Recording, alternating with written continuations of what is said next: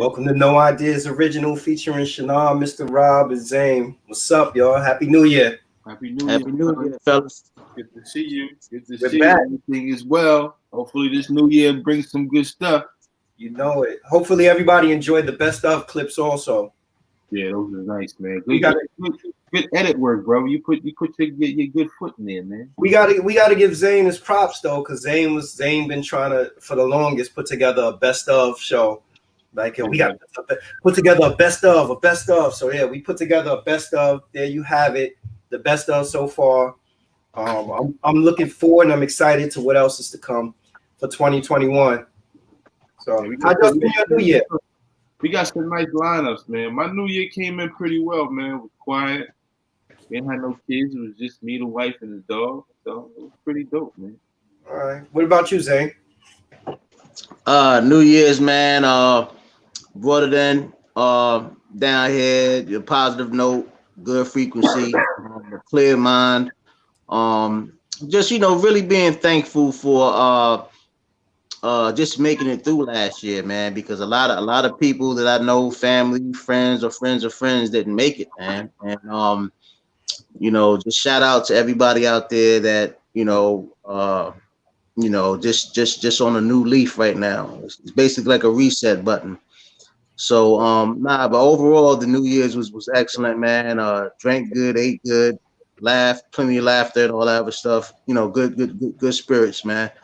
So, but yeah, man, I definitely appreciate you for putting that together, Shannon, with the editing for the best stuff. I'm sure that he did a real good job, man.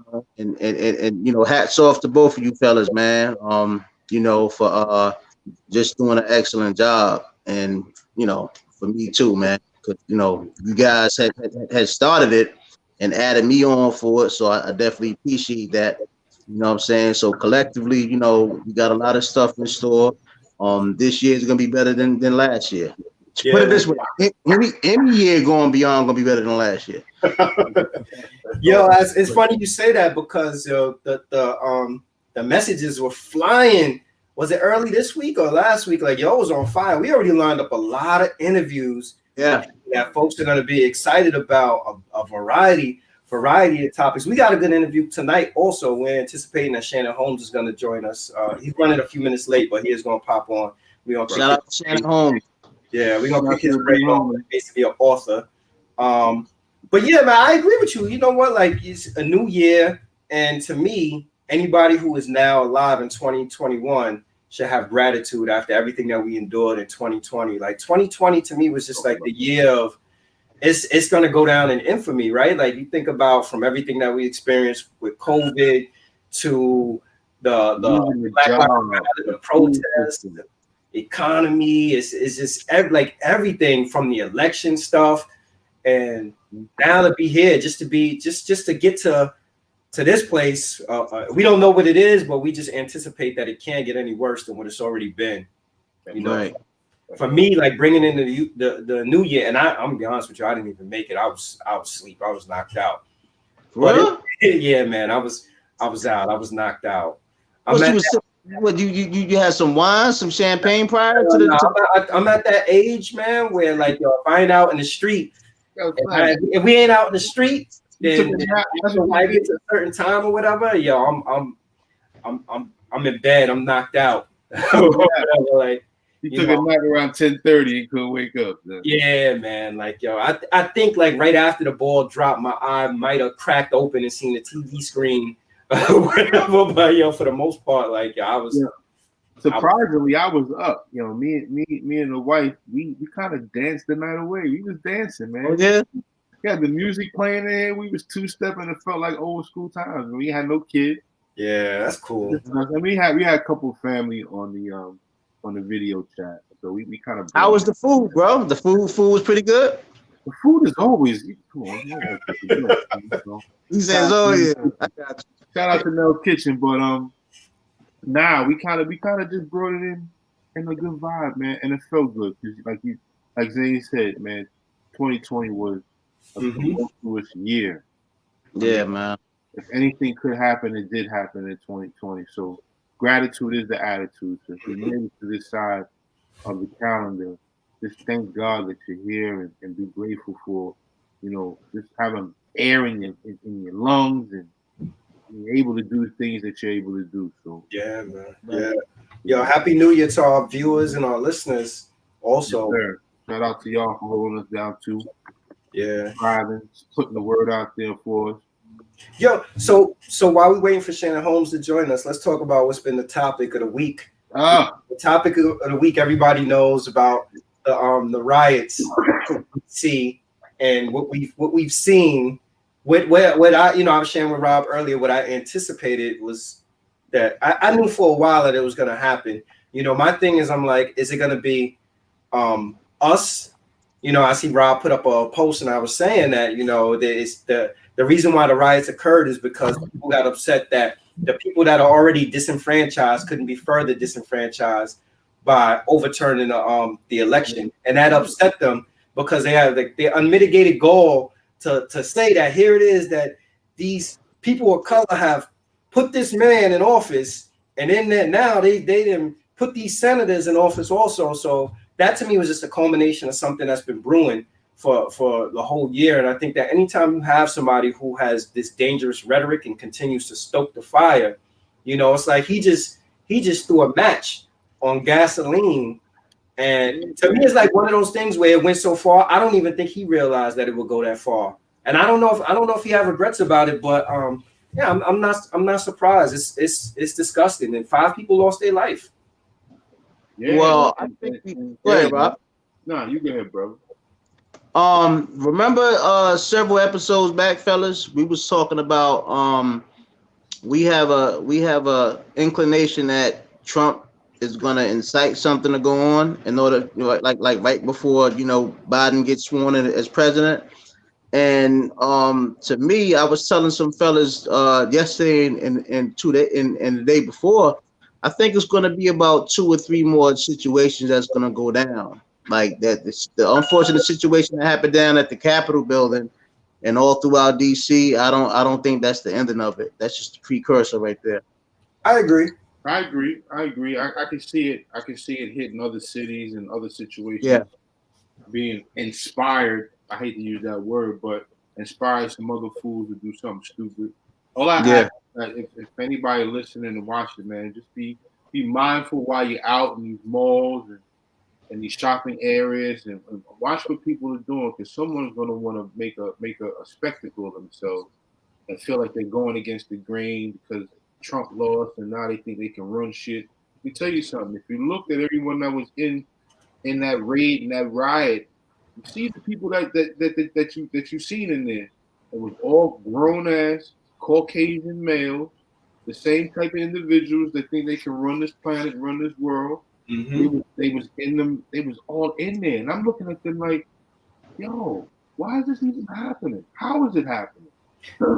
You want to hear something that's, to me, that's like the irony of all this is all the people that are down there as supporters were anti-maskers. So everybody that went up in there, hardly any of them were wearing any masks. So they got everybody face and all of them, and they all need to be locked up. Yeah, well, they spent like mostly all of the day picking all these people up. You see, they like, oh, this is John Smith. Like I seen something I think from Tariq Nasheed on like his feed where he must have DM'd, I think Toyota. It was the dude who worked for Toyota and was like, "You guys work for you or whatever." They're like, "Nah, he ain't." Some of these people have been harassing people outside of DC. You know what I'm saying? They've been running up on people and just doing what they would normally do, almost like a hazing type of ride, like what they call them the night riders back in the day when the Klan would run up on people because you're outside. You don't need to be out here. It's nighttime, nigga. You need to be home. Yeah, it kind of had that same vibe, that same feel, and I'm like, yo, son, this is the precursor where shit really hits the street and people are going at each other, all because of whatever racial divide this country has already been bestowed upon. But it's madness, man. So my thought is this: stay out the way, and stay your ass home if you got to. Don't go out there trying to be no hero. I don't know how true it is, but I heard somebody also saying that there were no horses out there, And they were saying that when Black Lives Matter protest was there in the summer, that they had horses out there, and people feel like that the horses are symbolic of like the overseers and slavery, but there were no horses out there. I was like, damn, I looked at the pictures. I'm like, they right. I don't see any horses out there. And part of it, they probably thought they didn't anticipate, maybe they didn't anticipate the outcry that was there. But here it is. Because white people are rational. But Trump sent them there. But that's what I'm saying. They knew it was happening, but they didn't anticipate it because in their mindset, they believe that blacks and Latinos are the only people who respond and protest aggressively. Aggressively, exactly. But when Duke wins the championship, or the Boston Red Sox win the championship, these niggas tear up cities and break into banks and all sorts of shit in the celebration. That's exactly what that looked like. Yo, did you see the person? Did you see the police officer that took a selfie? Yeah, yo, not only the selfie, every person that ended up that went into the Capitol building, they all had their phones out. They was in there like it was a museum with the selfie stick, like recording stuff. Yeah, I'm like, yo, this is. Hold on, son. This is the mentality of these men. These are probably all servicemen. These are the dudes that's probably plumbers, mailmen, as you said, Toyota. These car salesmen. These are the people you see every day. Heavy military. These are people you see every day. NRA supporters. Everything across the board was in there. Yeah. You know what's well, now they're moving forward with those articles of impeachment, and there's a lot of people that are saying, they're like, why does it matter to impeach somebody who in 13 days they're gonna be out of office anyway? But you know what? It needs to be recorded. It needs to be recorded that he was impeached.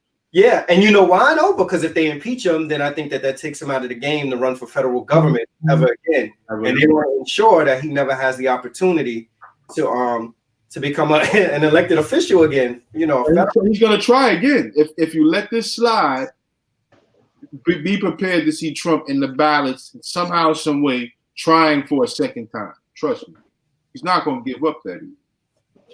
Yeah, it's just really concerning though, like to see, people's response to this. Like, I sometimes just for shits and giggles, I read Trump's Twitter feed, and on the Twitter feed, probably like 80% of the comments that he get after he posts a positive pro-Trump comments. The other 20%, of course, anti-Trump. But there are people who are just like, they hail this dude as like the second coming of Christ. And it's only he was the second coming of psych. And it's only because of the same rhetoric. He holds them same old school white male Anglo-Saxon traditions. You know what I'm saying? He's coming from, yo, we run the country. This is our country. This is our forefathers' country. We're living like how our forefathers lived. And if you know your history, you know how the forefathers lived in this country. And they want to keep that ideology alive, but it's not happening. It's funny how he wanted to put up a wall, and I watched all them bastards fall trying to climb a fucking wall. Look at this shit. I tell you what, though. Funny shit right here. These niggas can't even climb a fucking wall. Yo, you know what's crazy, brothers? Remember we talked about this a while back. Who was that first president that didn't give a damn for Trump? The one that has a lot of influence, the big dog. I don't think anybody ever liked him. What president did embrace him or like him? I'm talking about as far as presidents, like who was the one that initiated, like, nah, they not feeling him. Oh, the big dog. What do you say? Nobody liked him. I was gonna say Bush. You talking about? Yeah, Bush Senior. Once Bush Senior was, he was just like Bush Senior's the big dog. Well, nah, I'm saying, like, Bush was the former, head of the CIA before he became president. Well, go ahead, Zane. Go ahead. So once I saw that, and remember when they had went to the funeral and they were showing the presidents and how you could read body language and all that, they wasn't rocking with Trump. And once I saw that, where like Bush treated him like the black sheep. Trump, you got to remember, Trump is not a politician. at all. It didn't Right. come in. Once I saw that, I was like, yeah, it's gonna get real ugly for him once you know when things pan out. But that's exactly what, that's why none of them ever embraced them. And that's why you think about like those old traditional conservative Republicans, which surprised me with Lindsey Graham, because Lindsey Graham was really close with John McCain. Everything that Donald Trump is doing is counterintuitive to what the old Republican conservative politician looked like. That's why they didn't embrace him. The only reason why the party began to embrace him, because they noticed his pull. And they felt like, if we don't embrace him, it's better to be a friend than to be an enemy, because he has such a huge following that if we embrace him, potentially we don't get reelected, and then it becomes political career suicide. Now you have dudes like Lindsey Graham, who rode his coattails for most of his presidency, now trying to get off. Like, nah, you know what? It's the reality set in. He's not going to be the president again. He's done this horrendous thing. And Graham should have spoke up the moment he started talking that rhetoric from day one. I'm gonna tell you, when Graham should have spoke up? Graham should have spoke up when he insulted John McCain, because Lindsey Graham and John McCain had this great relationship, and they were friends. And this dude made it a point to humiliate John McCain. So I never, for the life of me, could understand why Lindsey Graham would be out golfing and embrace Donald Trump. Donald Trump's ideologies. Donald Trump, honestly, he's not. I don't view Donald Trump as a Republican. The same way he say people are only Republicans in name only, I believe that he's a Republican in name only. I think he's found a group. Like I listened to a political commentator make a good analogy. He said something like Donald Trump was the little weird kid in the lunchroom that didn't have any friends, that linked up with like a bunch of other weird people that didn't have any friends. And he was like, oh, these people gravitate towards this. Let me embrace them, and they're going to embrace me. And then as a result of it, he found like that pocket of all of the birthers, all the people who had all these conspiracy theories going on. It was like, these are my people. And that's why he never denounced them. And he rode their coattails into the White House and continued to stoke the flames and try to appeal to them as his base. And now this is why we are where we are today. OG Dad said if Ice Cube could be fired on his day off for stealing boxes, we could fire the president with days left. OG Dad about today. Shout out Dad. OG Dad is an original, yo. Yeah. Shout out to OG Dad, yo. Yeah. I you know what? He probably will try to come back as an independent in 2024. What's stopping him? If he noticed that he has the pull in this fiasco that took place at the Capitol, but he's like, I got that type of follower. Oh hell yeah, he's gonna try again. But if you impeach his ass, shuts the door right there. Yeah, I mean, you know something. That's how it is, man. That's how it is. I know the Republican Party can pull out somebody much better than fucking Trump. Come on, man. Yeah. Old school conservatives didn't like Trump because he said, or he shared their values out loud. Yeah, he didn't have the coof. Mm-hmm. He wasn't sophisticated. He didn't have the coof like everybody else. No political posture. And I made that. I was explaining to somebody the other day. I was saying that Joe Biden and Kamala Harris, who knows what their administration is going to bring, right? Like, I'm not head over heels thinking like, all is well and everything is going to be great. I feel like right now, their term is going to be symbolic. And you know what's going to be symbolic of? What we're used to, the old school sneaky backbiting politics, where it's not on display, where everything. So not to say that what they're going to do is going to be good, but it's probably going to feel familiar for people after 4 years of seeing somebody as boisterous, out and obnoxious. And to a degree, I kind of feel like there are certain people who want that they want to go back to the behind the scenes backbiting normal politics instead of having a dude just being sleazy out front. But I can tell you this, all eyes are on Biden and Kamala. So whatever they're doing, and now with the Democrats running the Senate, allows him to, whatever policies and agendas that he can implement, he's not going to have anybody go against him pretty much with us running the Senate. So whatever plan, design, scheme, all eyes on him. And if he slipped, man, it's gonna be more angry people, man. You know what the danger he has?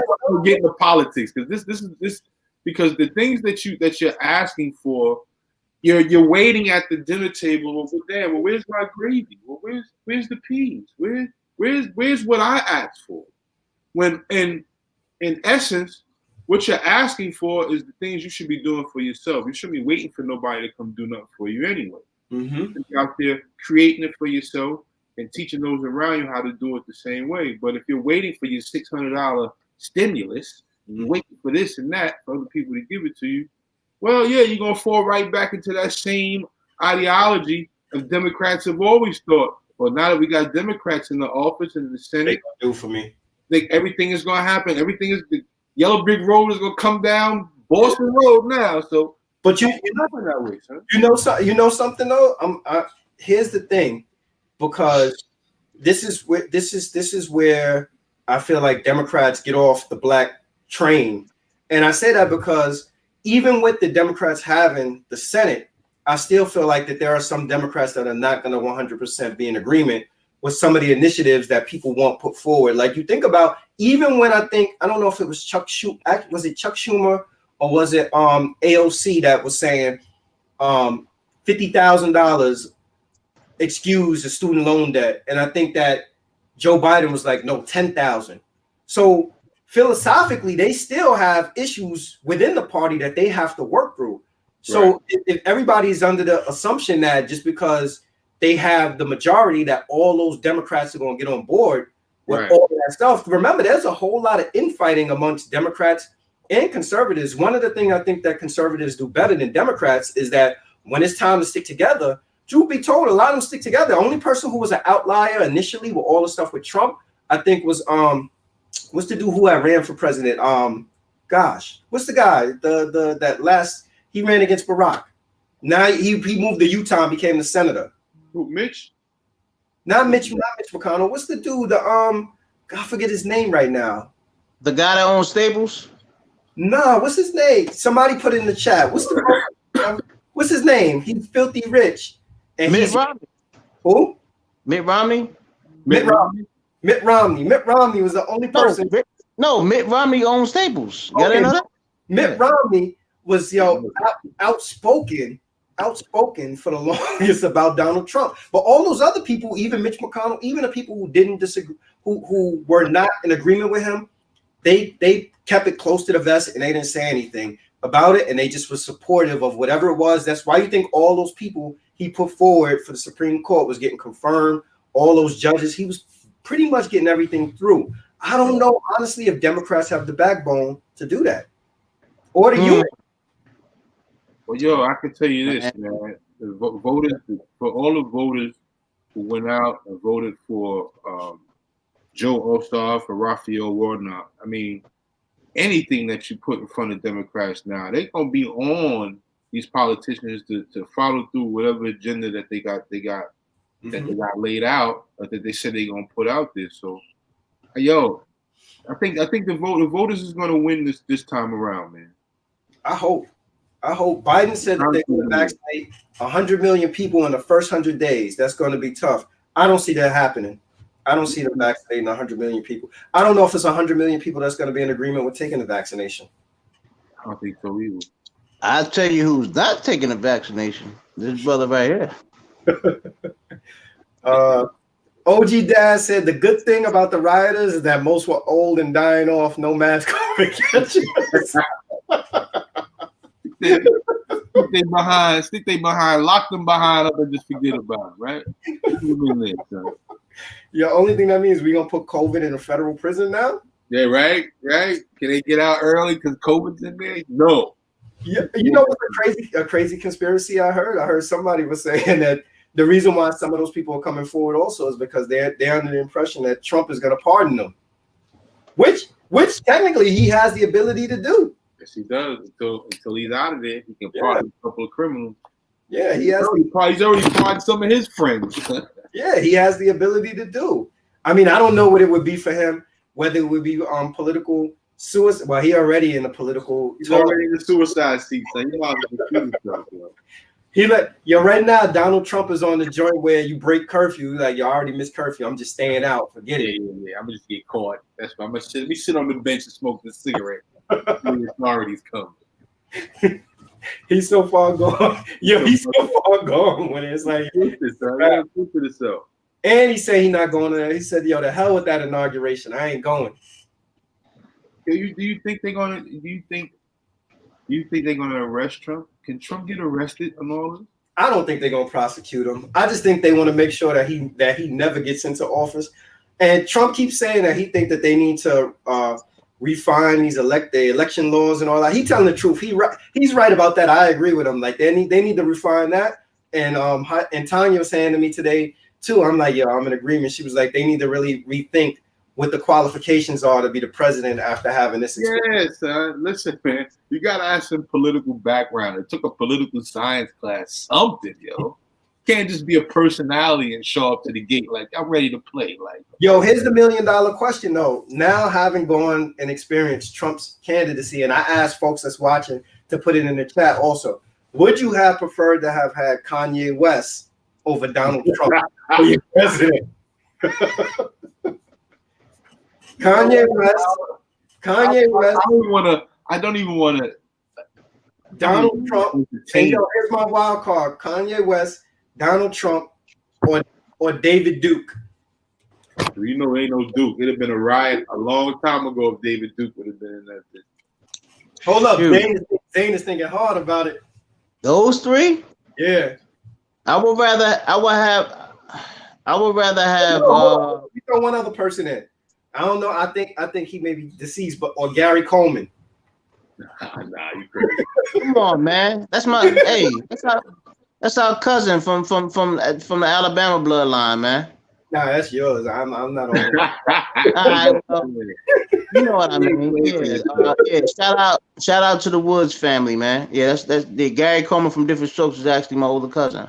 Okay. But yeah, but Gary. So would it be Gary Coleman, Donald Trump, Kanye West, or David Duke? Gary Coleman. Nah, Gary Coleman. I ain't going for Gary. I ain't going for none of them.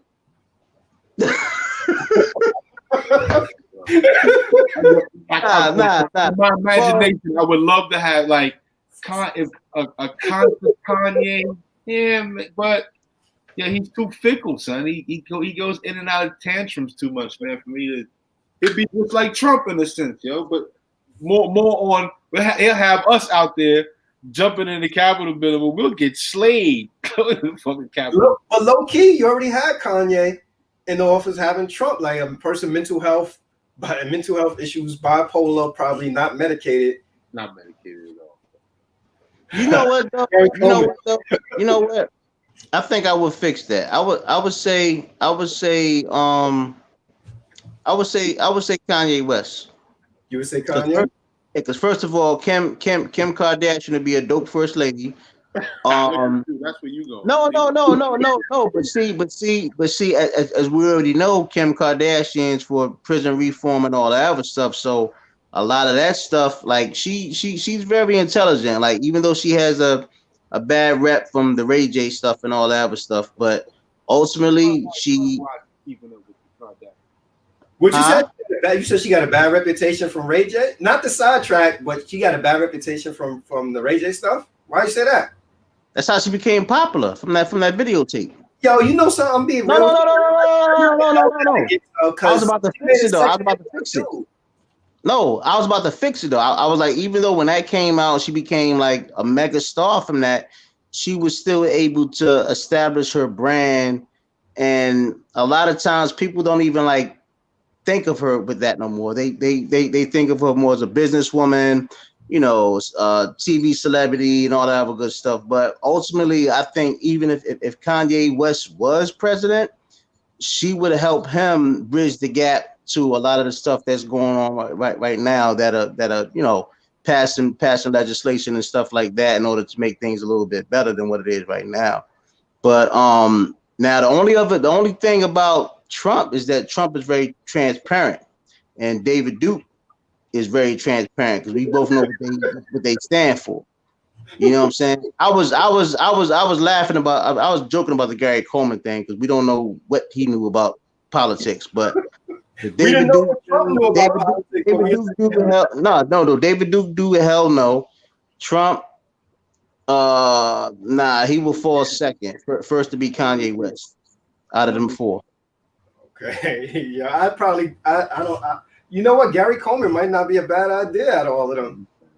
No, but at the same time, we never knew Gary Coleman's political views and stuff like that. He might have been a straight up Republican. Yo, you know what I'm saying?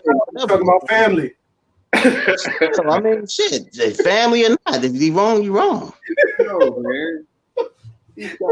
Put somebody in there that know what they're doing, man. And that's the moral of the story. Like, yo, I don't know how we got to a point where it's just become acceptable for anybody to literally become. The only qualifications is I think you got to be born in the U.S. and be over a certain age.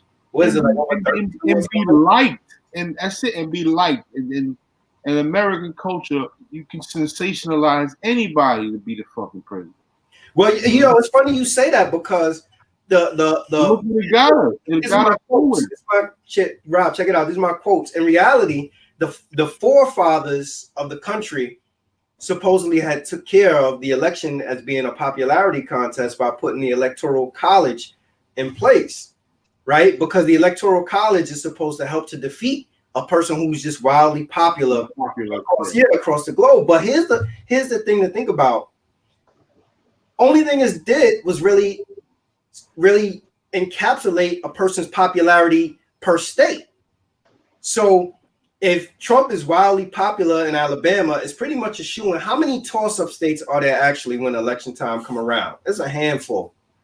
It's a handful. And everything that you've seen with this election was a referendum on Donald Trump, how people feel about Donald Trump. It ain't got shit to do with the issues and none of that stuff. All it has to do with is how people feel about Donald Trump. And I guarantee you that and Stacey Abrams' great work in Georgia is the reason why the Democrats got the Senate, because Stacey Abrams got the people in Fulton County and those people to come out and to register and become, I'm sure it's probably a lot of first-time voters when they look at the stats, people that turn out and go vote. And it was a referendum on how people felt about Donald Trump, and they were able to get Donald Trump out of there. They were saying allegedly in the state of Georgia, blacks had 30% of the vote, allegedly. That's not really. I feel like it had to be more than that. Nah, that's why I said allegedly. You know, numbers is always funny. Yeah, I feel like it had to be more than that. What's the name? Ossoff and Warnock. They didn't win by a landslide. They creep by with that win they got down there. Yeah, man. You go down to Georgia. Look, don't get it twisted. I've been to Georgia many times. You go to Atlanta. Yo, Pardon self, Shy. Shannon Holmes just said resend the link. Cool. Yeah, you go to Atlanta, boy. We heavy in Atlanta. We heavy, but then when you start venturing out to like some of those other towns, ain't nobody out there. We ain't bubbling out there. There's a whole lot of Confederate flags out there. So yeah, like, you know, I knew that they had it when I turned on the TV and it said that I think Warnock was in the lead and I think Ossoff was probably behind, but they said they still waiting for the Fulton County votes to come in. Once I saw that, I'm like, yeah, they got it. Yeah, they got it. They got it. See, but now, fellas, I mean, being that Democrats got the House, man, we got to just see what they do with it now. You know what I'm saying? Now that the ball is in our court, that's what I'm saying. Biden and young lady there in Paris, people are watching. The world is watching. You know what I'm saying? After this fiasco that took place the day before yesterday, the world is watching. How does America turn the corner? How do they turn the page? How do they make this make you forget that this happened? You know what I'm saying? This is etched in history for a long time. For real. Yeah. Maybe I've been down this road so many times that, and it's sad to say it. Like, I think that when you set the bar low and you step over, it's easy to pat yourself on the back. I just don't have like lofty high expectations from them. I've been burned so many times, you know, by politicians that, you know, I hope that they're able to deliver on some of the stuff that they said. Like there has to be, you know, and throughout this whole election process, like I don't know if I ever heard. I mean, Joe Biden put one out. Let's see where he comes up with, or if he lives through and he makes it happen. But there are definitely things to be done. You know, when you start talking about the prison reform, the student loan forgiveness, small businesses. How do we fix it now? How do we fix the now educational system of how these kids are being taught? Mm-hmm. With this new way of doing it, and this remote learning, and there's so many different variables. We need children back into a comfortable setting so they can become the citizens we want them to become. The way things are happening now, you don't know where a child's education is going to be left off at. We don't. I don't have a clue. Like, yeah. Shannon text me right now. Tell him sent. Yeah, I sent it. Okay. Sent it from my DM. Yeah.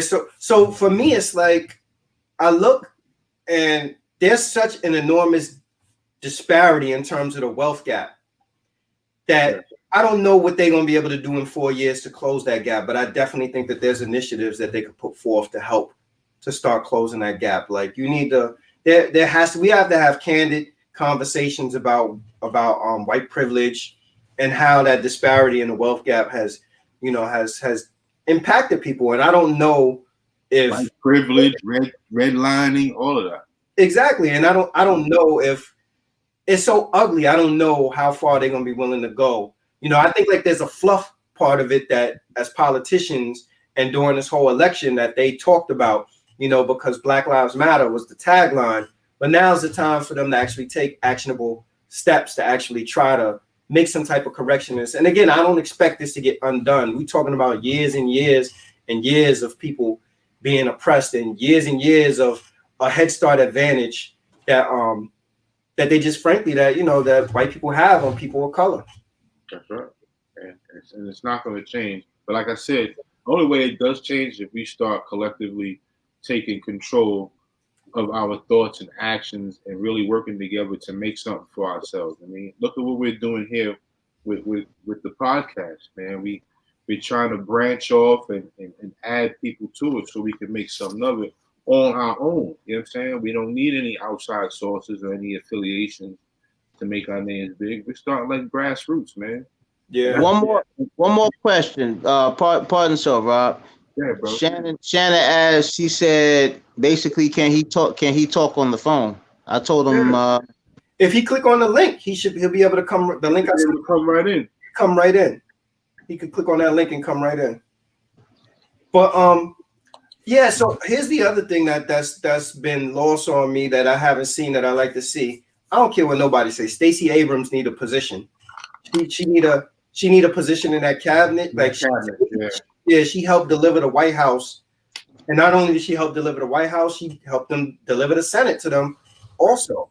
You know, and it's funny because all the grassroots she worked couldn't get her elected as the governor of Georgia because she lost that. You know, she lost a close election to Kemp, but it bare fruit for the Democratic Party, right? You were able to get the presidency, and you were able to get the Senate also. Like they need to do something. They need to give her a job in that cabinet. Right. That's right. I think so too, bro. I think so too, man. That'd be good for her to be in there. We need people with fresh ideas. We need people with there's another sister too. Killer Mike had put me on to. Keisha Lance Bottoms? Nah, is it Keisha Lance Bottoms? I think that's her. Keisha, she's the mayor of Atlanta. She was being considered for vice president. There's another sister. She was forgot her name, man. Sister had glasses, but this sister was strong. She was a strong representative of what's the other guy that wanted to run for president? Old guy. For Democrat. Which one? They all Bernie. Bernie. She was pro Bernie. I forgot her name, man, but she's another sister too that's qualified to be in that cabinet as well. I can't remember her name.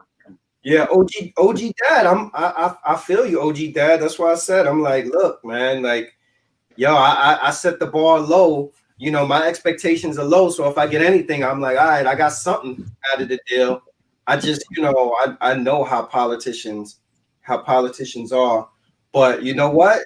This is where accountability comes into play. Like, you know, you gotta deliver. They may not be able to deliver on everything, because we got to remember, like right now, with them having the majority of Senate, there's still going to be midterm elections. So in 2 years, it's going to come back up. Senator seats going to come back up, and if they want to hold majority, you know, they got to do what they got to do. If they ain't doing what they need to do, they ass going to get voted out of there. That's right. They got to get out the gate starting now and protect that spot. If they don't protect that spot, you know, Republicans is always ready to remove somebody. Mm-hmm. Saying something? Huh? You were saying something? No, I guess while we wait for Shannon to come on, do y'all want to discuss this Dr. Dre situation, or y'all want to leave that alone? Nah, go ahead. What are your thoughts on it?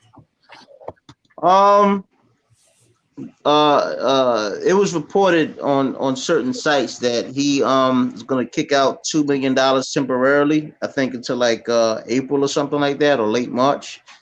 But For spousal support, right? Right. I just think that overall, man, well, first of all, shout out to Dr. Dre. We hope he gets better. There was a report they had a brain aneurysm, had to get rushed to the hospital. But let's first talk about how does one get a brain aneurysm. Go ahead, Rob. That's not a small feat. No. For those that don't know, man, usually a brain aneurysm comes from poor health and how you're living.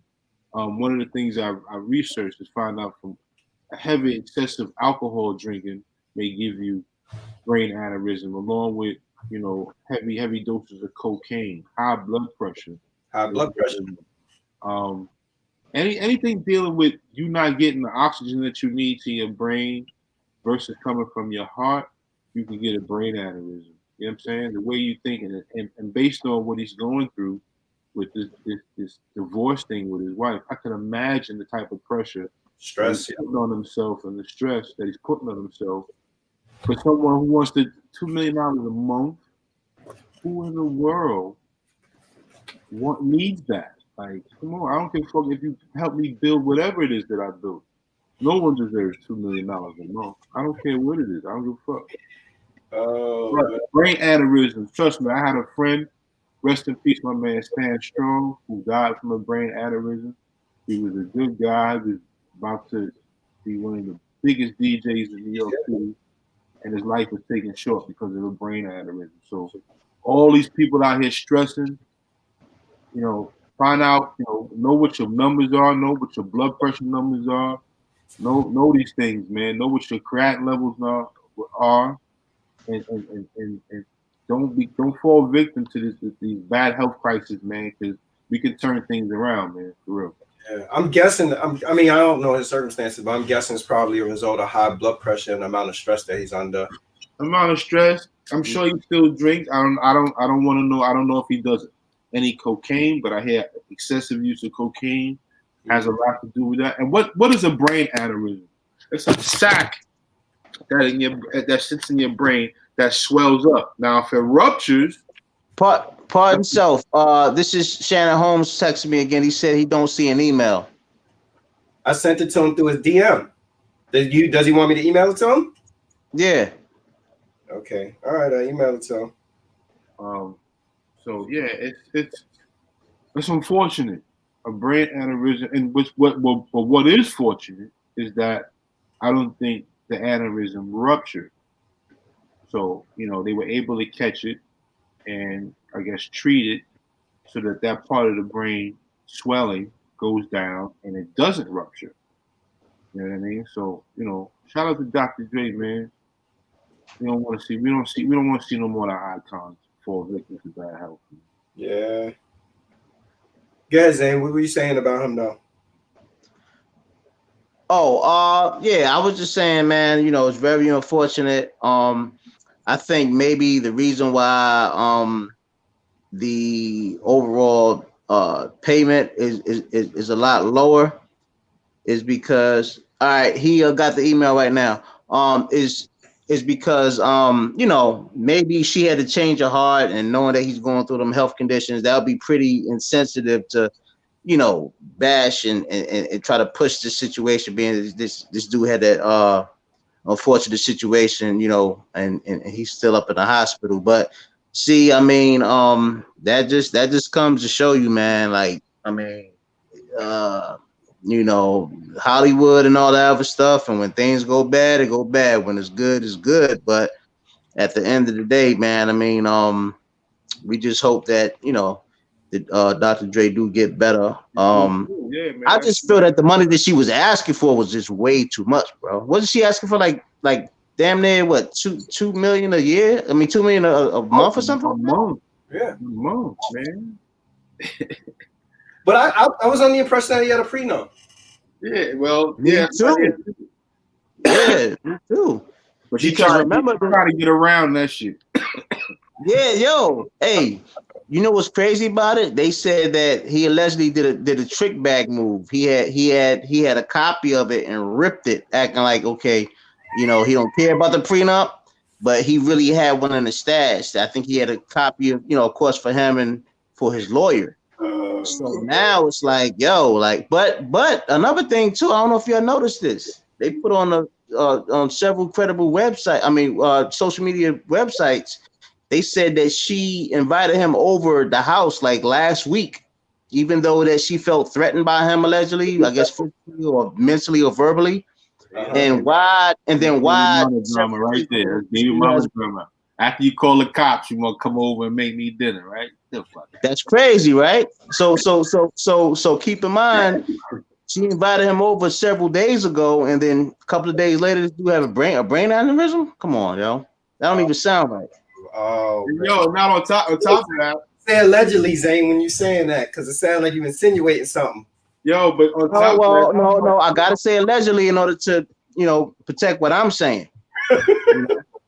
Just allegations. Hey, Sean Rob, he said he got the email. Should he call now or wait till he's on the door? Tell him just click on the email. We were waiting an hour for him. Tell him to show. Yeah, I think it sounds like he's just gonna do it from the phone and no video or something. I don't know. What do you think's going on? Click on the email, it'll pop up. Just all he got to do is just click on the link.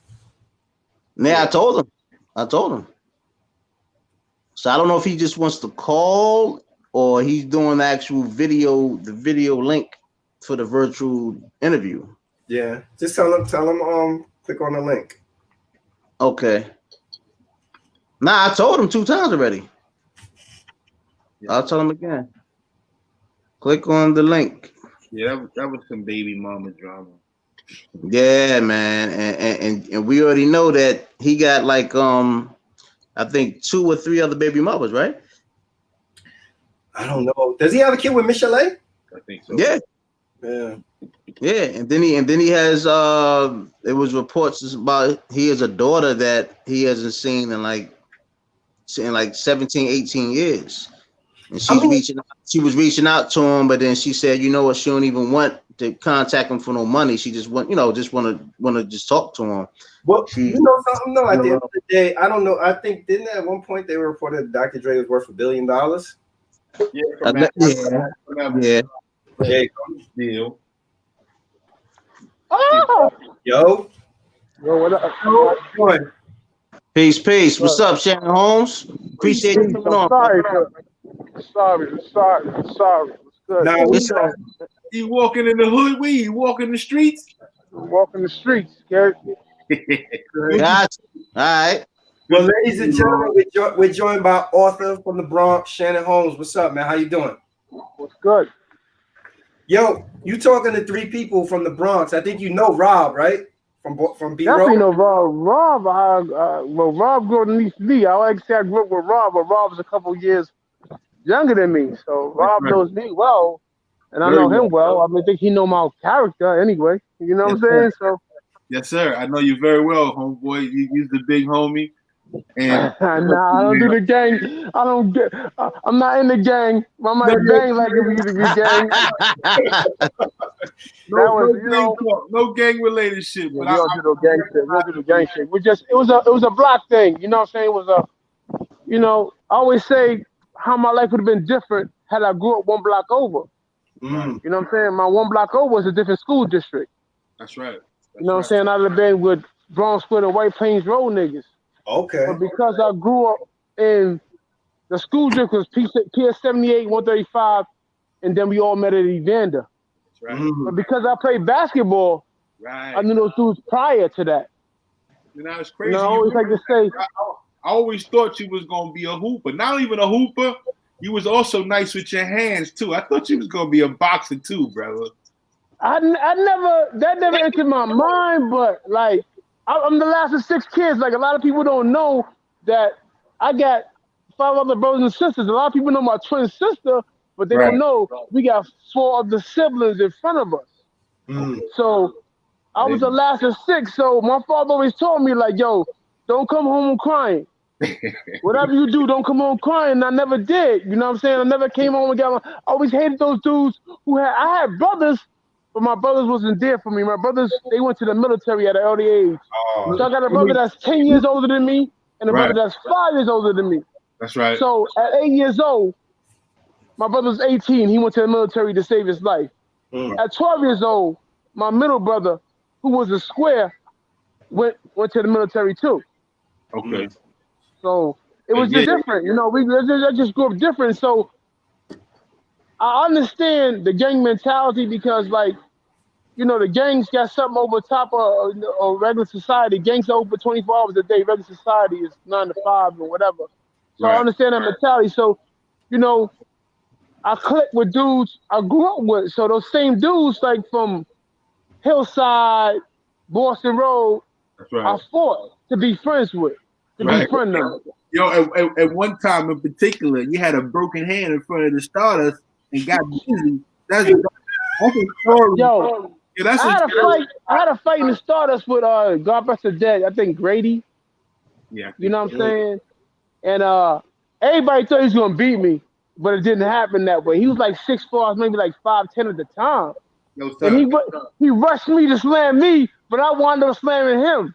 Right. And Georgie from Edenwald, who's from Boston Road too, he saved my life that night. He put me in the cab. He said, yo, get up out of here. They can't fight without you. They couldn't. The fight was over. You know what I'm saying?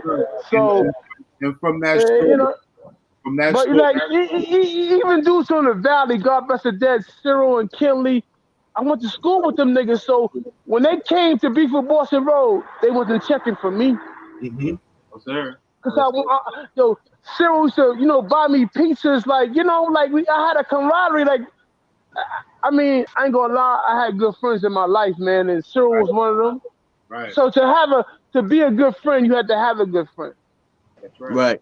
And when they teach you the way how to be a good friend. So I had good friends in my life, so I understood and it was never like, yo, you know, even in Evander, when Cyril came, or when Cyril fought Nigel, was epic. You know, that was the epic fight for a young nigga like him to step up and fight a dude that was 4, 5 years older than him.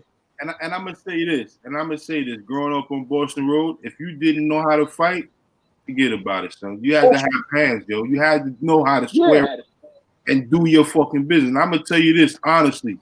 I never had an issue because I learned how to fight.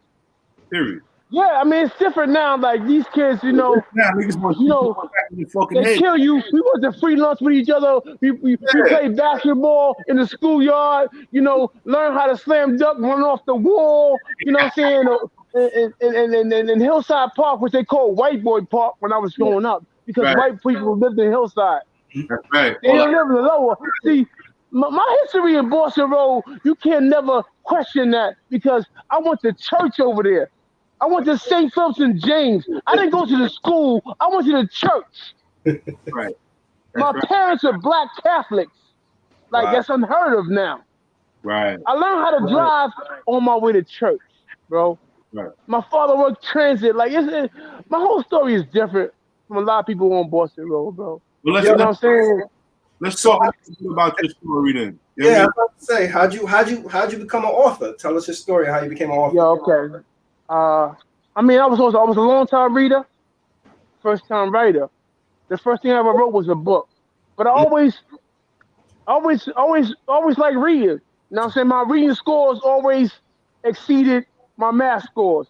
And if you were a certain age, you got these books where they send you little graphs back from your teacher, where they saying, you know, So they said that he's a little slow. I said, wow. I'm looking at this shit back. I go to my mom's crib and look at that shit back. I'm like, damn.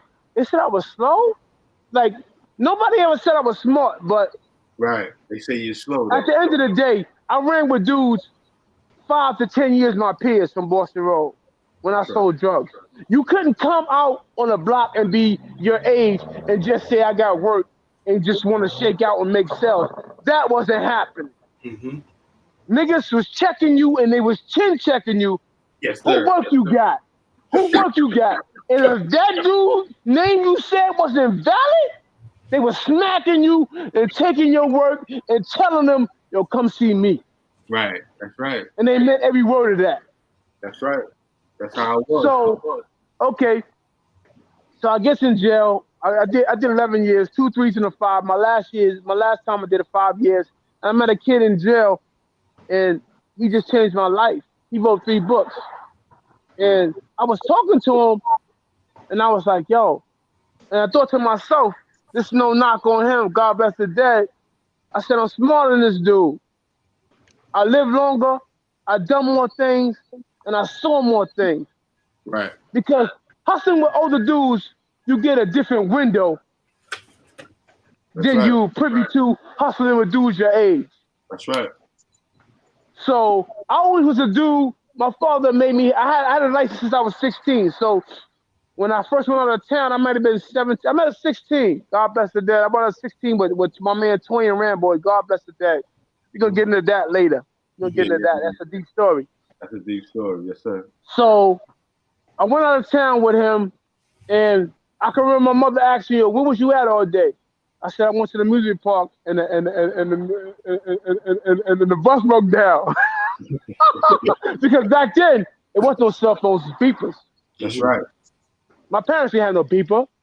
You know what I'm saying? So they couldn't call me. So it was, you deal with what you gotta, you deal with what you deal with when you get home. I'm gonna take the ass whipping for being out or whatever I was supposed to be doing when I get home. You feel what I'm saying? It wasn't none of that other shit where you could call me, where you at, you better be home. Nah. It was, you either call home, you did, and get the ass whipping when you got home. Your ass beat. That's so right. I went to DC. So at that time, this was like 86. You know what I'm saying? Crack probably came out 85. And 86. It was 86. I remember like it was like yesterday. It was a crew of y'all that left that didn't come back. It wasn't me. I wasn't on the first wave. Don't get me wrong. But it was niggas that was on the first wave. But that wasn't because I didn't have type of parents. My parents were stern. My father worked for transit. My mother was a meter maid, and they wasn't having that shit. They want to know where their kids was at all times. That's right. You know what I'm saying? So, you know, my father saw me gravitating to the street. He was like, "Yo, Shannon." But the thing that he didn't realize that he had to adjust his game. He never adjusted his game. He doing the same thing that works on my brothers that will work on me. And I saw something different than my brothers saw. I was in the midst of a pandemic, an epidemic, a crack cocaine epidemic. So niggas was literally going out of town broke and coming back rich, coming back in Mercedes Benz. And I was watching this and I was seeing it.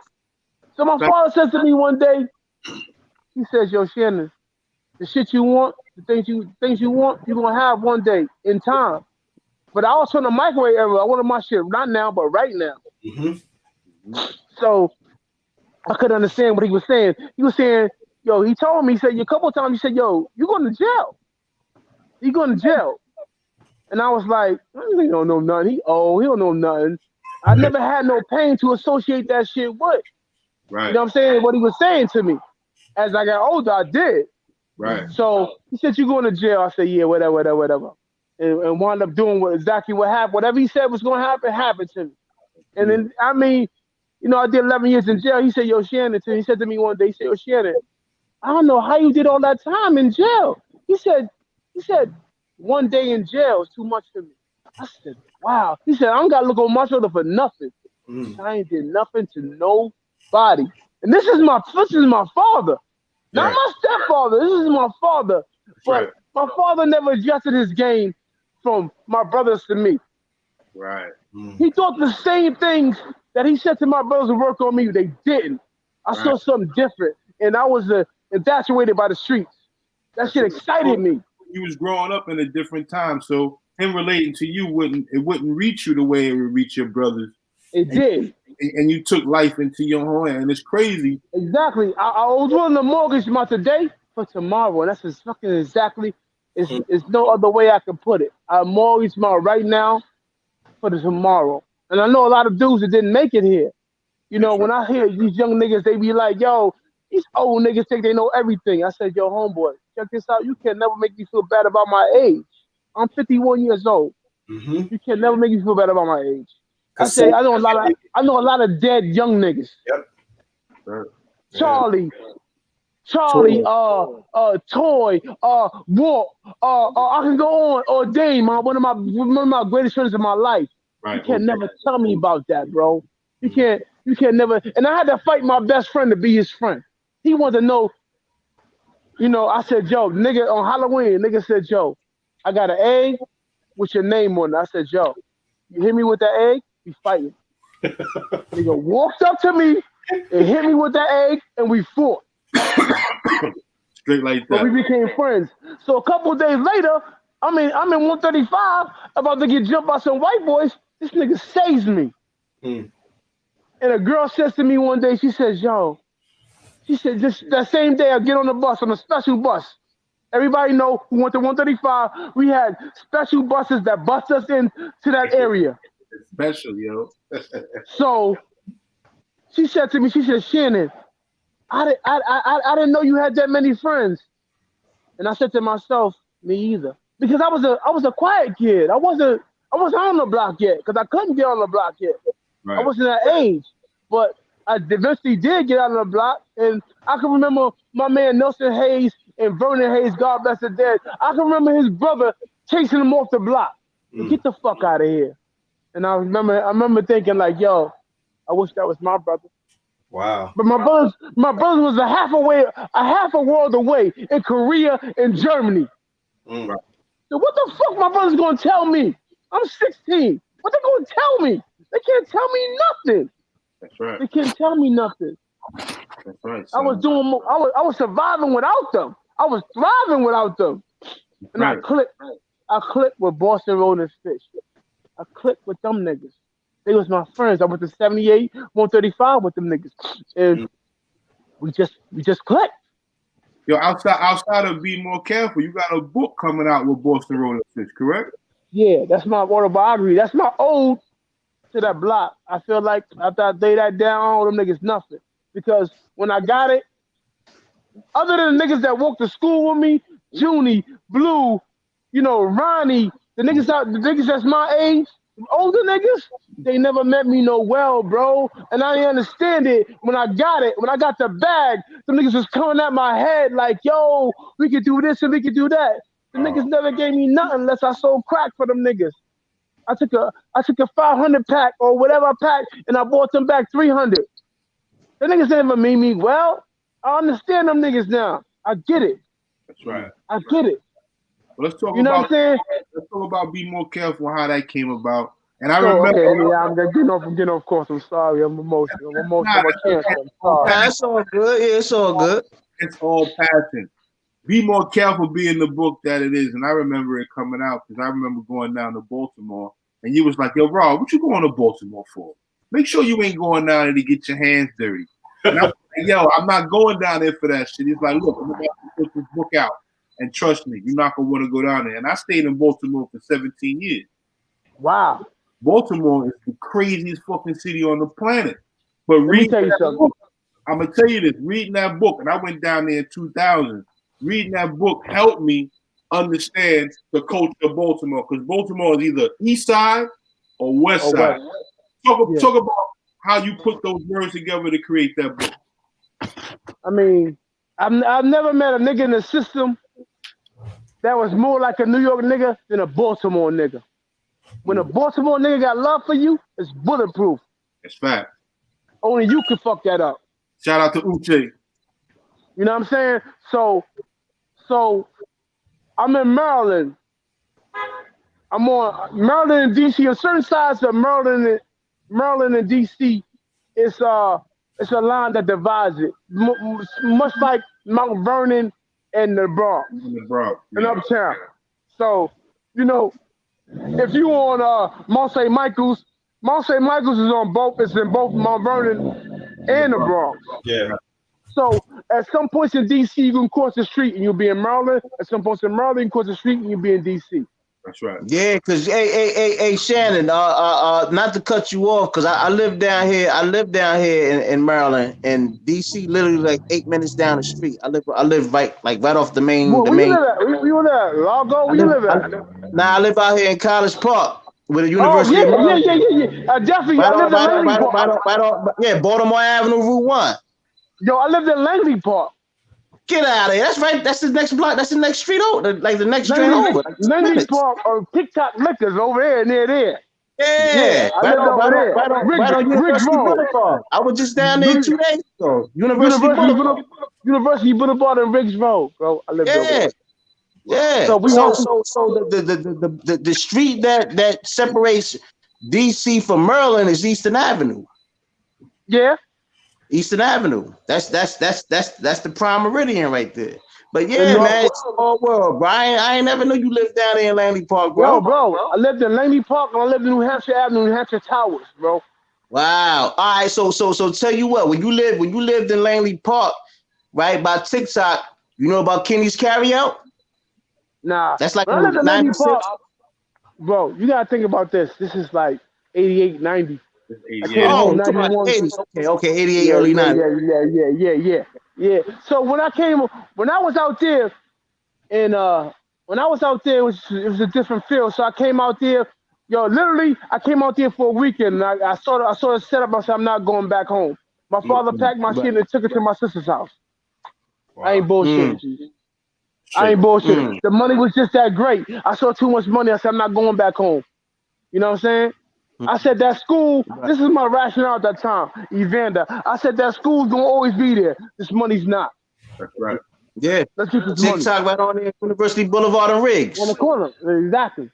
Yeah. Exactly. Right. So that was my, so I go out of town. Actually, like I said, I went out of town with Toy and my man Rambo. And I think my man Mike McGeechee from Seymour Avenue put us on to the spot because he was hustling out there. Young wild nigga, and they had wound up shooting a cop in DC. Damn. So they wound up getting like I think 7 years.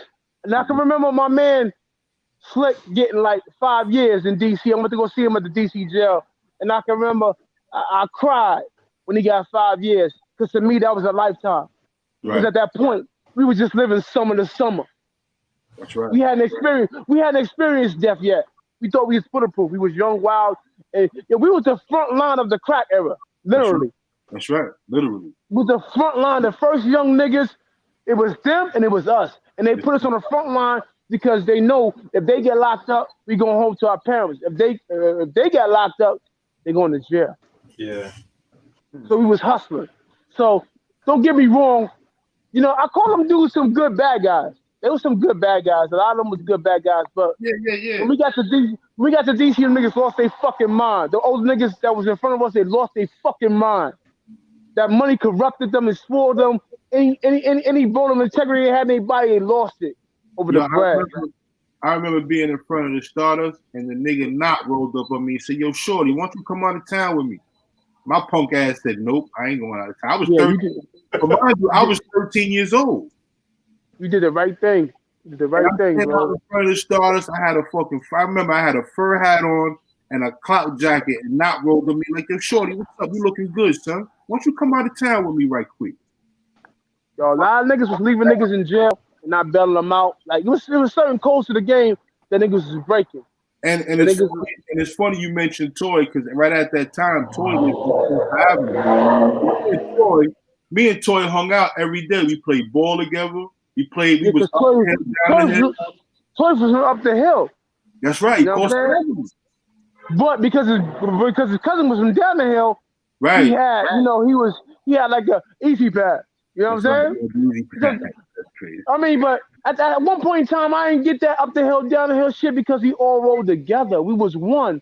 But when I went to jail, and it was like, yo, down the hill, don't fuck with up the hill. But I had friends from both spots. Like Herb Dog, like We was private. Herb Dog was from a private house. Like probably like 6 or 5 years old. I had to fight Herb Dog at one point in time. He lived on 219 for Laconia.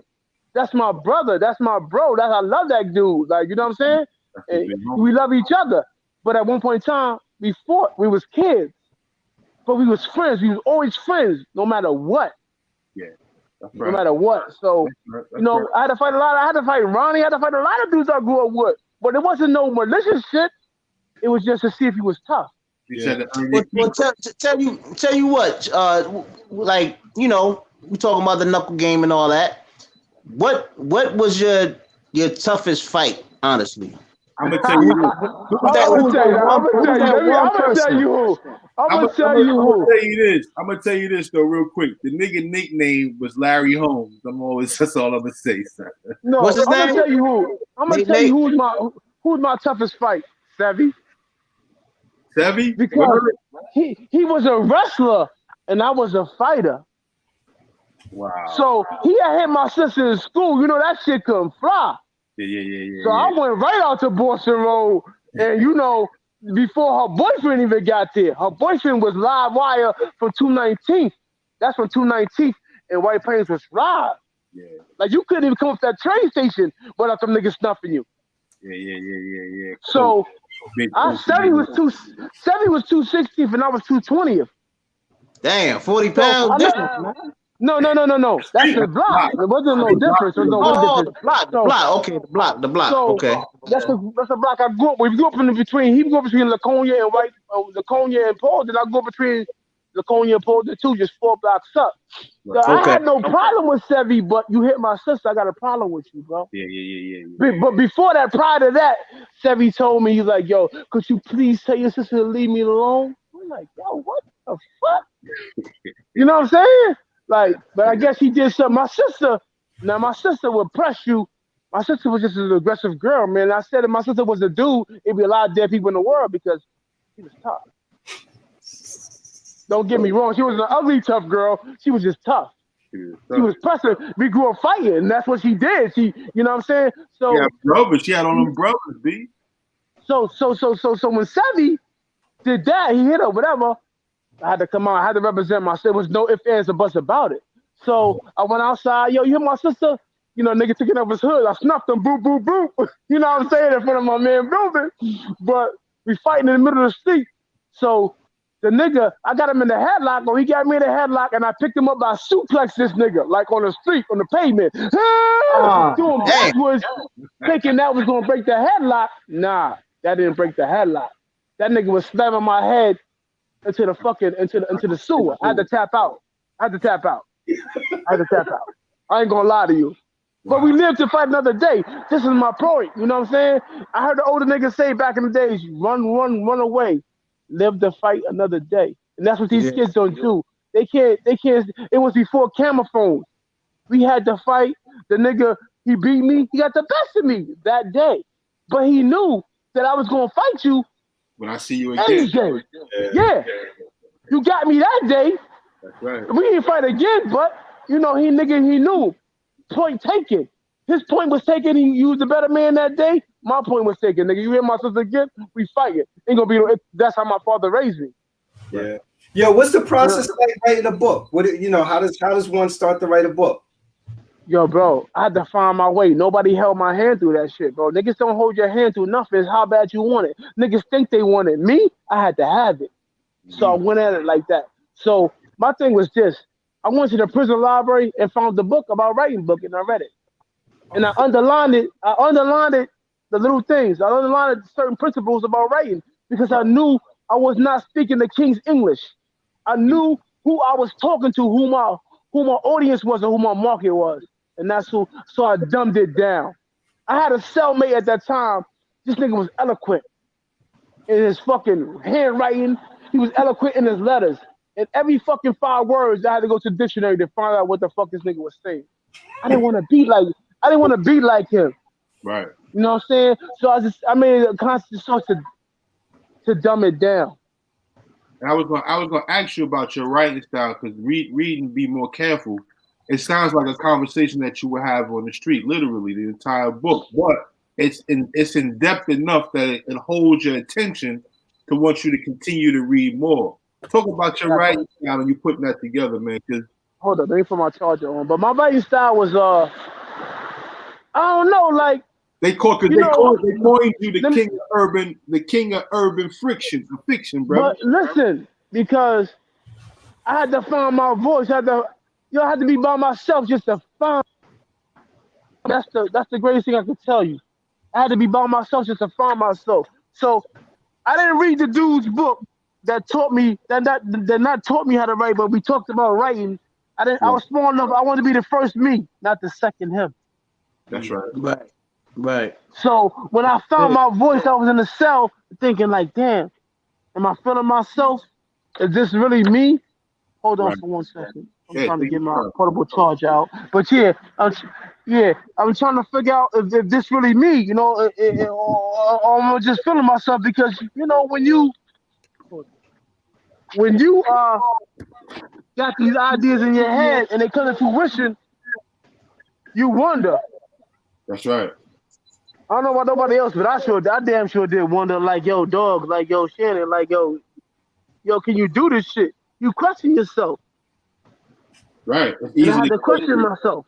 It's easy. Doubt, a lot of doubt comes into your head, bro. It seeps in your head in the middle of the night. You know what I'm saying? And that's why I love jail, because steel sharpens steel. Them niggas are some fucking bitter niggas. They some angry niggas. And I use their fucking angriness and their bitterness against them. Right. That's right. Word. Let me ask you this question, and this might be just straight from the artist in you. How important is the imagination? Hello? Can you hear me? Hold on. What the fuck is my mic? Hello? Yeah, I'm here. You got an earpiece in? I think you got an earpiece in. Yeah. We can hear you. We can hear you. Hello? Yeah, you can hear us? He's fucking, everything is fucking failing. Hold on 1 second. Uh-huh.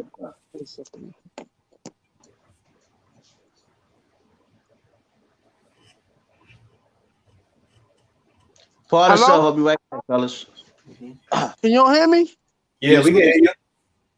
Damn, why I can't hear you? I hear y'all, but I think shit my headphones died. I'm trying to find my portable charger. Hello? Yeah. Okay.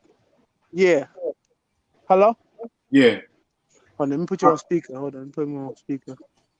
All right.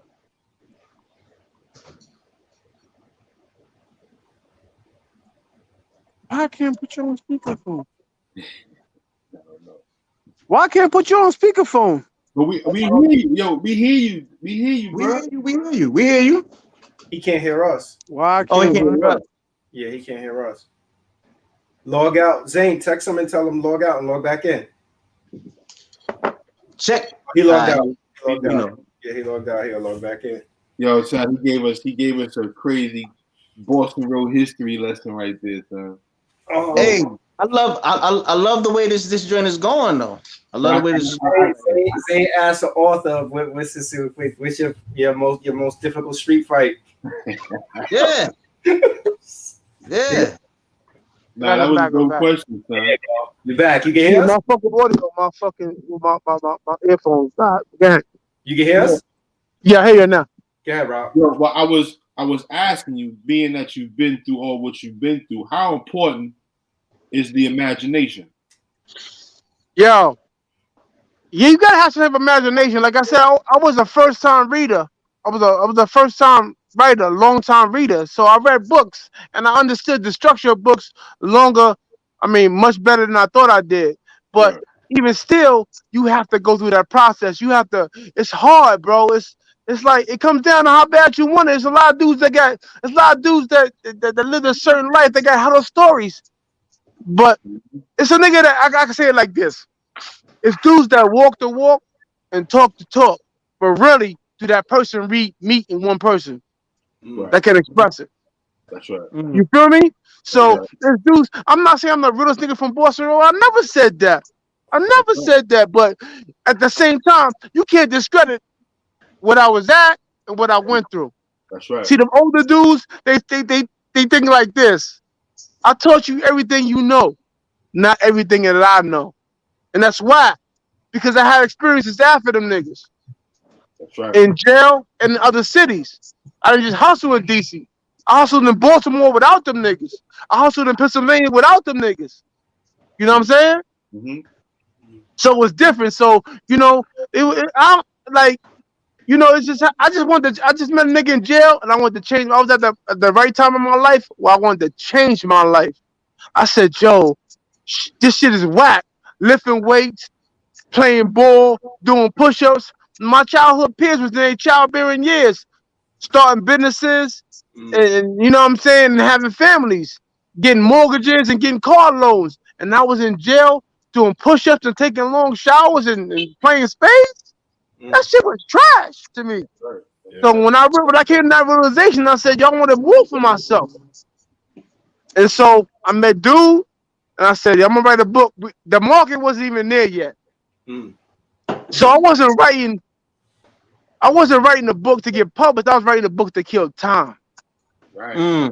Right. How long My girlfriend left me. Niggas was fucking with me, only fucking me when I was on the street. Like, yeah, you good when you on the street, but when you're not on the street, we can't fuck with you. Or bitches was saying that shit. So I had to show them what I was gonna be. You know, niggas laughed at me in jail. You know, and they could crush me if I let them niggas. But I internalized that shit. And I said to myself, what I'm gonna be is between me and my God, not between me and no man. You know what I'm saying? So he laughed at me. But I laughed all the way to the bank thinking about them niggas. Came home, picked up a nigga in my new V. Nigga said, Joe, you got everybody writing the book. I said, yeah, I know. Yeah, but when I told them niggas I'm writing the book, you writing the book? Nigga, this what a nigga told me. This what a nigga told me. They didn't know. Nigga told me this. Nigga said, yo, you writing a book? You gonna sign the book and the nigga told me in the prison yard. Nigga said, we're gonna sign the book on that trash can and we're gonna throw it in this trash can. Yo. Are you serious, though? What? So, I laughed. I laughed to keep from crying, bro. I'm dead ass. That first book. Because I couldn't fight all them niggas and win. It was no way. It was that many niggas he said in front of him. So if I would have stepped to everybody, I stepped to him out to fight a line of niggas. I couldn't fight all them niggas and win. So I internalized that shit. I said, yeah, I'll show y'all niggas. I never said nothing about me writing the book again. I locked in the cell, came out with a book 6 months later. And when I signed that fucking deal in prison, that same nigga that told me that was crying. Yo, you told me, shout out, yo. I said, yo, you the same nigga that laughed at me. Like, big body nigga. I said, damn. This nigga gonna lie in my face? I said, fuck it, though. I decided to be a grown-ass man and, you know what I mean, not do what the nigga did to me. So, it was what it was. Yo, so that's why I tell people this, right? This is important. Nobody don't believe in your dream, bro. And they're not supposed to. That's why it's your dream. You gotta believe. Amen. You gotta do the things that you need to do to get your dream to where you need it to be. You signed with Terri Woods, right? I signed with Terri Woods. She took a chance on me. And how was that relationship? Like, how'd that come about? I think that shit is pretty much. That shit was like Kobe and Shaq. I was Kobe. She was Shaq. She was the established star. I was the unknown author. And she says to me one day. So I signed from jail. I don't even know how much I got from jail. I think I got $2,500 from jail. And she says to me, I come home from jail. I was on the last year 5 years. I maxed it out. So she says to me, she says, you want your book to fly off the shelf? I'm like, yeah. You want to sell a lot of books? I'm like, yeah. She said, Joe, put your name as co-author. Put my name as co-author on your book. I said, nah, I can't do that. Wow. I ain't see you in that cell with me. Nah, So I come knew. on. Hey, Shannon. I thought you were gonna say no. Nope. That shit. I said I was hyped. Yeah, that shit sobered me the fuck up. That's Stealing, crazy. stealing sobers me up. Right. Yeah. So I said, yo, I said to myself, I said, yo, if she was to put her name in my book, I must have a winner. You know what I'm saying? That shit just made me realize what I had. Right. Because that was career suicide for her to put her name on the unauthored book and it's a flop. Huh? Talk to me. I knew it was a winner. Yo, but I already knew because the jails told me. And these hateful ass niggas, they don't lie to niggas. They want nothing better than to crush my dreams. They don't want to see me go home. They don't want to see me get on commissary. They don't want nothing good to happen to me. So when them niggas told me I had it, like LeBron James has it, Kobe Bryant had it, I had it. It is talent. That's right. So I knew. I said, I felt like Jay-Z in that video. I take my chances. That's what Jay said. As a result of it, y'all dissolved the relationship? What happened? The result of it was $100,000 my first year home from jail at $1 a book. Nice. Nice. Okay. So now I can't really so now I can't really talk too bad about it. Nah, yeah. You know, I mean, so now, so if I did 100 grand, she made 500, 400,000 easy. So I'm counting on money. I'm like, yo, how much you make? She like, yo, don't count my money. I'm like, okay. That's how you heard you, right? So I'm like, okay. So I know what she made because I know the game now. I'm in the game. So I turned to her and I said to her one day, yo, I want to start a publishing company. She says to me, why? What you want to do that for? See? You see the hate, right? Yeah. Man, Let me tell you one thing about Boston Road niggas. They opportunists, but they don't mind nigga branching off when the time is right. You put in that work, you can branch off. That's right. You know what I'm saying? But not her. Is that Triple Crown Publishing? That's yours? Yeah. That's what that became. You know what I'm saying? So I can't go too much into that because I got sued for that. I got sued for that. So I can't go too deep into that. You did under her publishing deal though. Oh no, I had to leave her because she felt like she was like God to me. At one point in time, she said, "Yo, I'm the reason you're getting your dick sucked now." I said, "What?" Damn, son. She came. I was getting my dick sucked before this shit. That's crazy. So when she said that, so it was just like I said, you know, it's Kobe and Shaq. It's the best analogy I can give you. And she was Shaq. So she's an established star, and the ball goes into her. Now, Shaq thinks he can take anybody. He can take anybody. He can take two niggas because Shaq is a star. He's big. You know, he's that guy. But Kobe want to know if he can lead the league in scoring too. But Kobe will never know if he can lead the league in scoring as long as Shaq is around and they run the triangle offense because the triangle offense dictates the ball goes in to Shaq. That's right. And Shaq decides if he's double teamed, if he's gonna kick it out or not. That's the best analogy I can give you. That's right. Yo, tell me this though. What was your first major investment that you made once the money started coming in? Some horseshit, man. I don't want to talk about that, but the money came in, so some horseshit. So my first, so now I'm getting this money, and she's like, "Yo, are you happy?"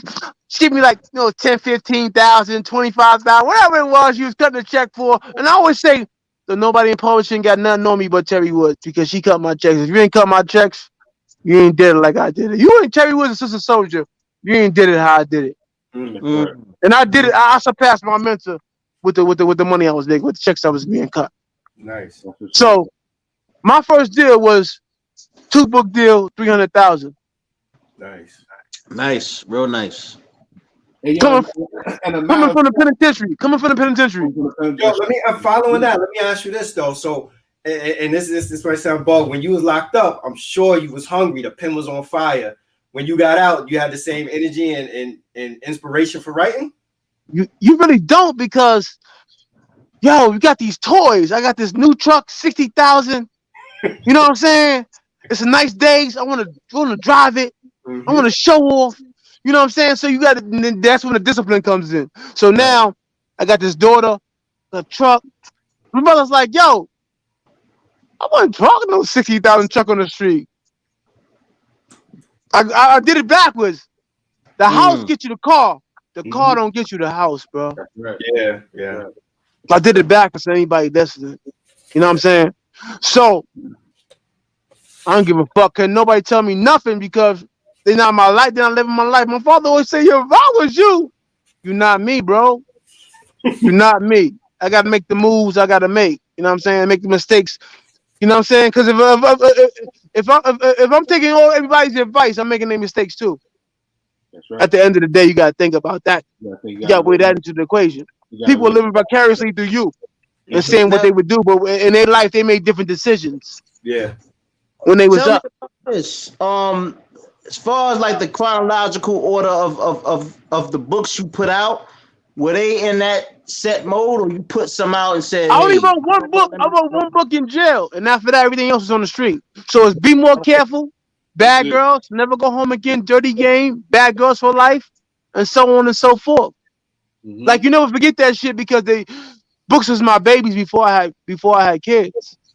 Gotcha. So when I was writing Be More Careful, like the underlying thing was like, what would I tell my daughter if I had a daughter, and I wound up having two daughters? You know what I'm saying? People don't get that. They don't get that message. So when I went to Baltimore had a profound effect on my life. The shit I saw out there in a little bit of time. I thought New York could prepare me for everything. It didn't.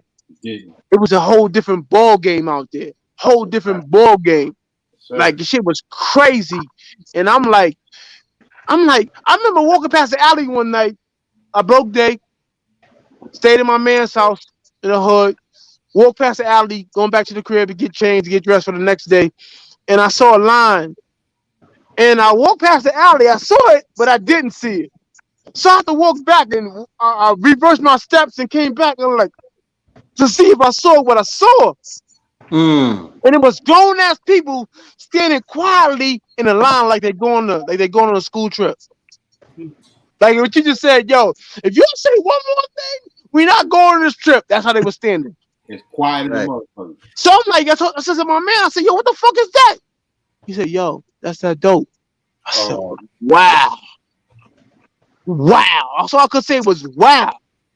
The niggas had to have it. Like, Baltimore's a different animal. I mean, when it comes to like dope. any East Coast city, any East Coast port city, you got Baltimore, you got New York, you got Boston, you got VA, Hampton. I think Hampton and one of them. Any port city for some reason has a lot of dope in it. I don't know what the fuck is that was that about, but that's what it is. Because it's coming in them ships and exactly. It's funny you talk about some shit be flooded. So, like I said, like, you know, Baltimore was a different. Yo, I never felt danger the way I felt in my life when I was in DC, bro. I ain't gonna lie. I mean, Baltimore, you know, was treacherous and all that type of shit, but DC was super dangerous for a New York nigga, man. It was super dangerous, and niggas used to be like, yo, you going out? Oh, take this. This was just a gun. This was like my keys. Take this. Because it was like, yo, Jay-Z said, yo, you like, damn, I was just with him yesterday. It was none of that. And I can remember my man, when I came home from jail, got back to dead, Navon, he was like, yo, niggas ride around with it. You know what I'm saying right now? He was basically telling me that.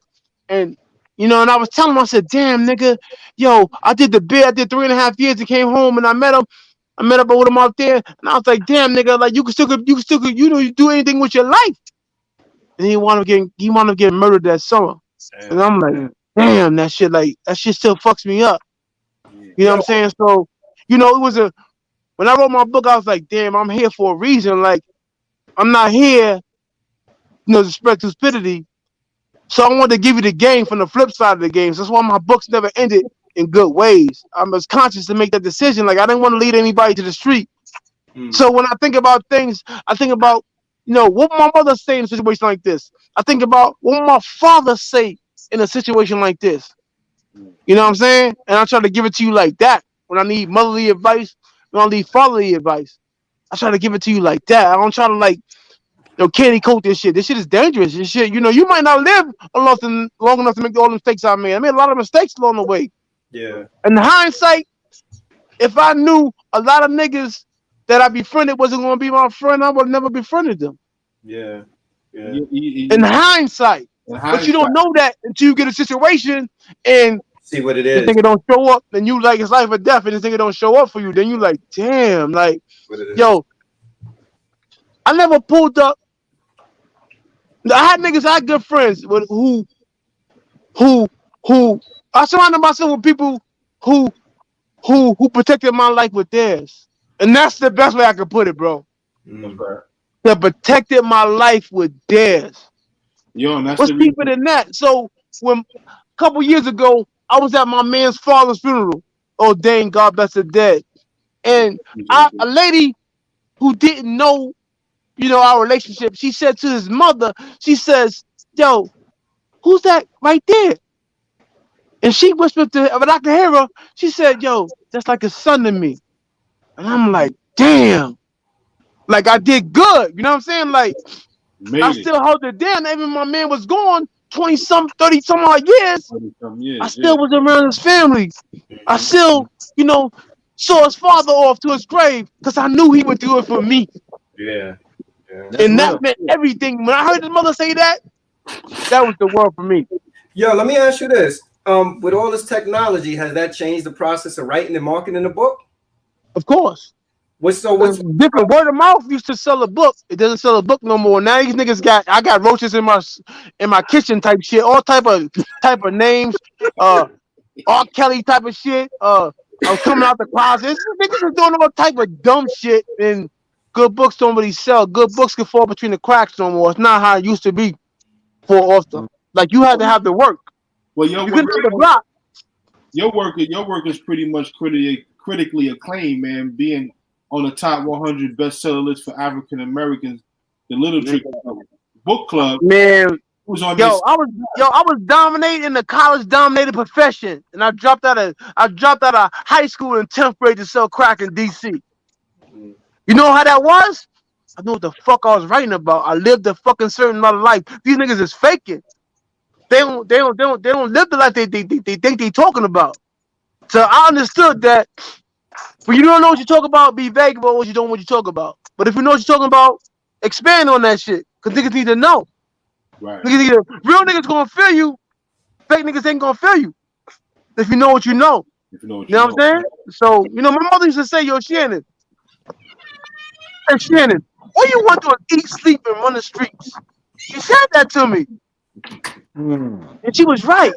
That's all I wanted to do at a certain point in my life. That shit excited me. These niggas excited me. The game excited me. But till I got to that point, 11 years in prison, I was like, nah, this ain't it, bro. This ain't it. Did you work with other authors and collaborate with other authors on books? I don't really know how to write with nobody else because to me, that shit is personal. That shit is private. What was Concrete Jungle about? Wasn't that with other authors? Well, that was my brother-in-law. I just put him on. That was my brother-in-law. I put him on. I gave him a story. You know what I'm saying? I always put niggas on. You know what I'm saying? My tree is extensive. Like, I put Nikki Turner on. Who was Vicky Stringer before she met me? Like who are these people? Like, you know what I'm saying? They didn't even have the chips. I had chips first. Mm-hmm. So I put a lot of people on. It was just like, to me, it was the block again. Like, my thing, like, if you're not striving to be the boss, what are you striving to be? Yeah. Be a worker all your life? I know a nigga who had, 20, 30,000 in clothes and no V. Like, I didn't understand that. That's regular today, though, right? You see a lot. But he just wanted. He didn't want to go into. He didn't want the stress of going to get work, bag it up, chop it up, and distribute it. He didn't want that. He just wanted he wanted the package. And that's what he had. Were there any notable celebrities that were the first ones to show you support or show you the most support out of the R&B or rap hip hop community? And it was changing faces. It was a lot of people like it was changing faces. You know what I'm saying? Maybe Noriega from Capone Noriega. It was a lot of people who been in them systems. You know what I'm saying? That they know who I am. I'm a jailhouse legend. In jail. Like I was the first to do it. Like I ain't gonna lie. It was Sister Soldier and Terri Woods, and then it was me. I was the third nigga in. Yeah. You know what I'm saying? I was the third person in. Yo, they had a 5-year run on me, and I walked them down. Like it was crazy, man. And that shit, that jealousy in it, and then one day I see Sister Soldier wrote like I was Shannon Holmes before Shannon Holmes. I said, what? Wow.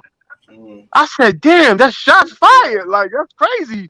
I couldn't understand it. Like, you was Shannon Holmes before there was a Shannon Holmes. Like, I don't know. Like, I never met that person. I never met that lady. I read her books, so I couldn't really understand that. I didn't know how to take that, man. You know. That's flattery. Okay, that's flattery because that's acknowledging the work that you. I didn't take it as flattery. I wasn't flattered, bro. Yeah, that's acknowledging. Like, I was insulted.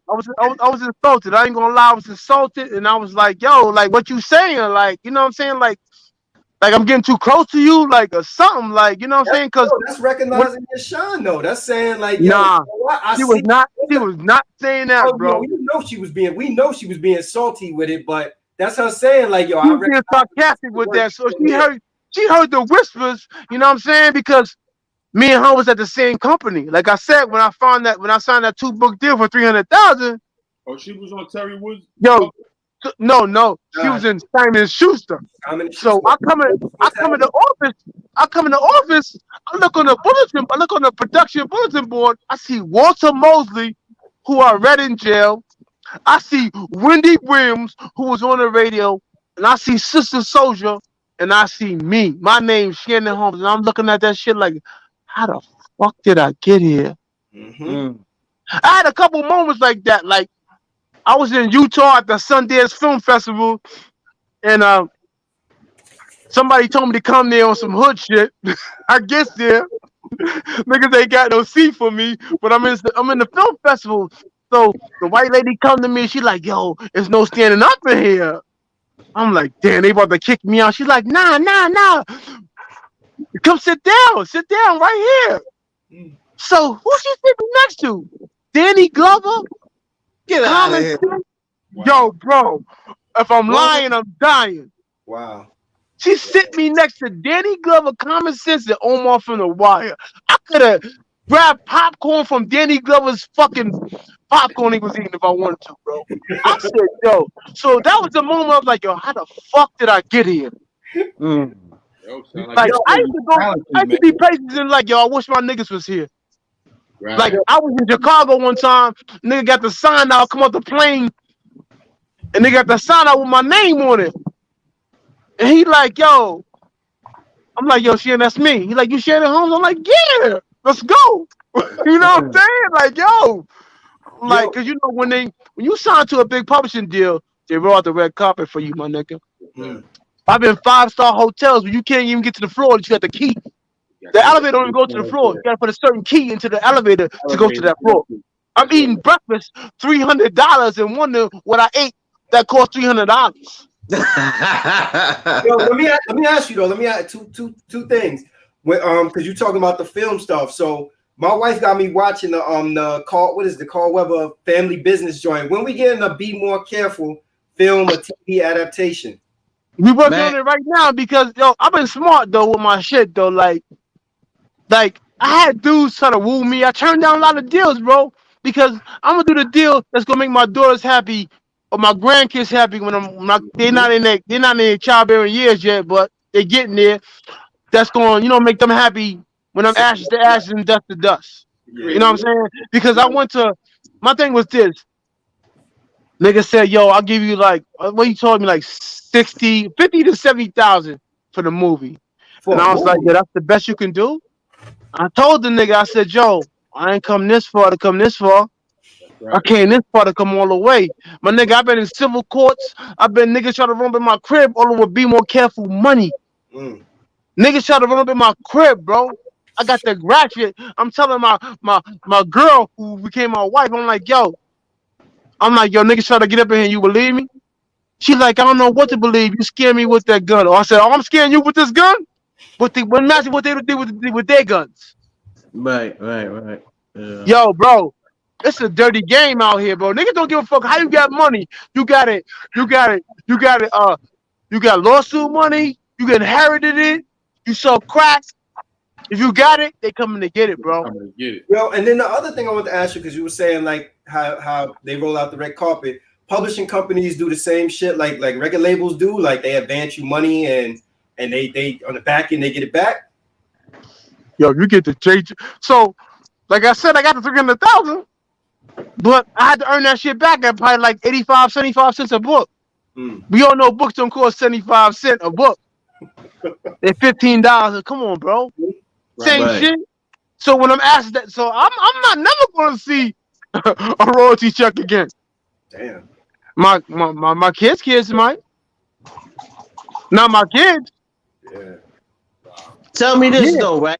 You know how like the music game got it where gold is 500,000, platinum is 1 million. What is considered like platinum as far as book sales? 50,000. 50,000. The average book only sell 50,000 in their lifetime, and these niggas be like, "Yo, I'm bestseller, nigga. You fucking lying." Y'all did 100,000 my first year. When I came with Sagan Shoots, they sat me in the office like, "Yo, like you're blessed. Like you did that in 1 year." Wow.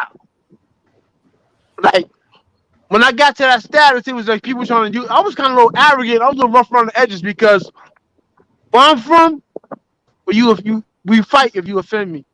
You get what I'm saying? So niggas was offending me, trying to give me the, and I was ready to fight these niggas. And I was going at these niggas next, and they was like, "You're not never gonna make it in this game." They was like, "Yo, something's wrong with me," because I wouldn't sign them deals that they was trying to sign because I understood like these niggas is paper gangsters. They will take your life with the swipe of a pen. That's right. It's over. That's right. You better have good lawyers. And I learned that early in the game, and I had good representation. Tell you what, brother, if they ever did a biopic, right?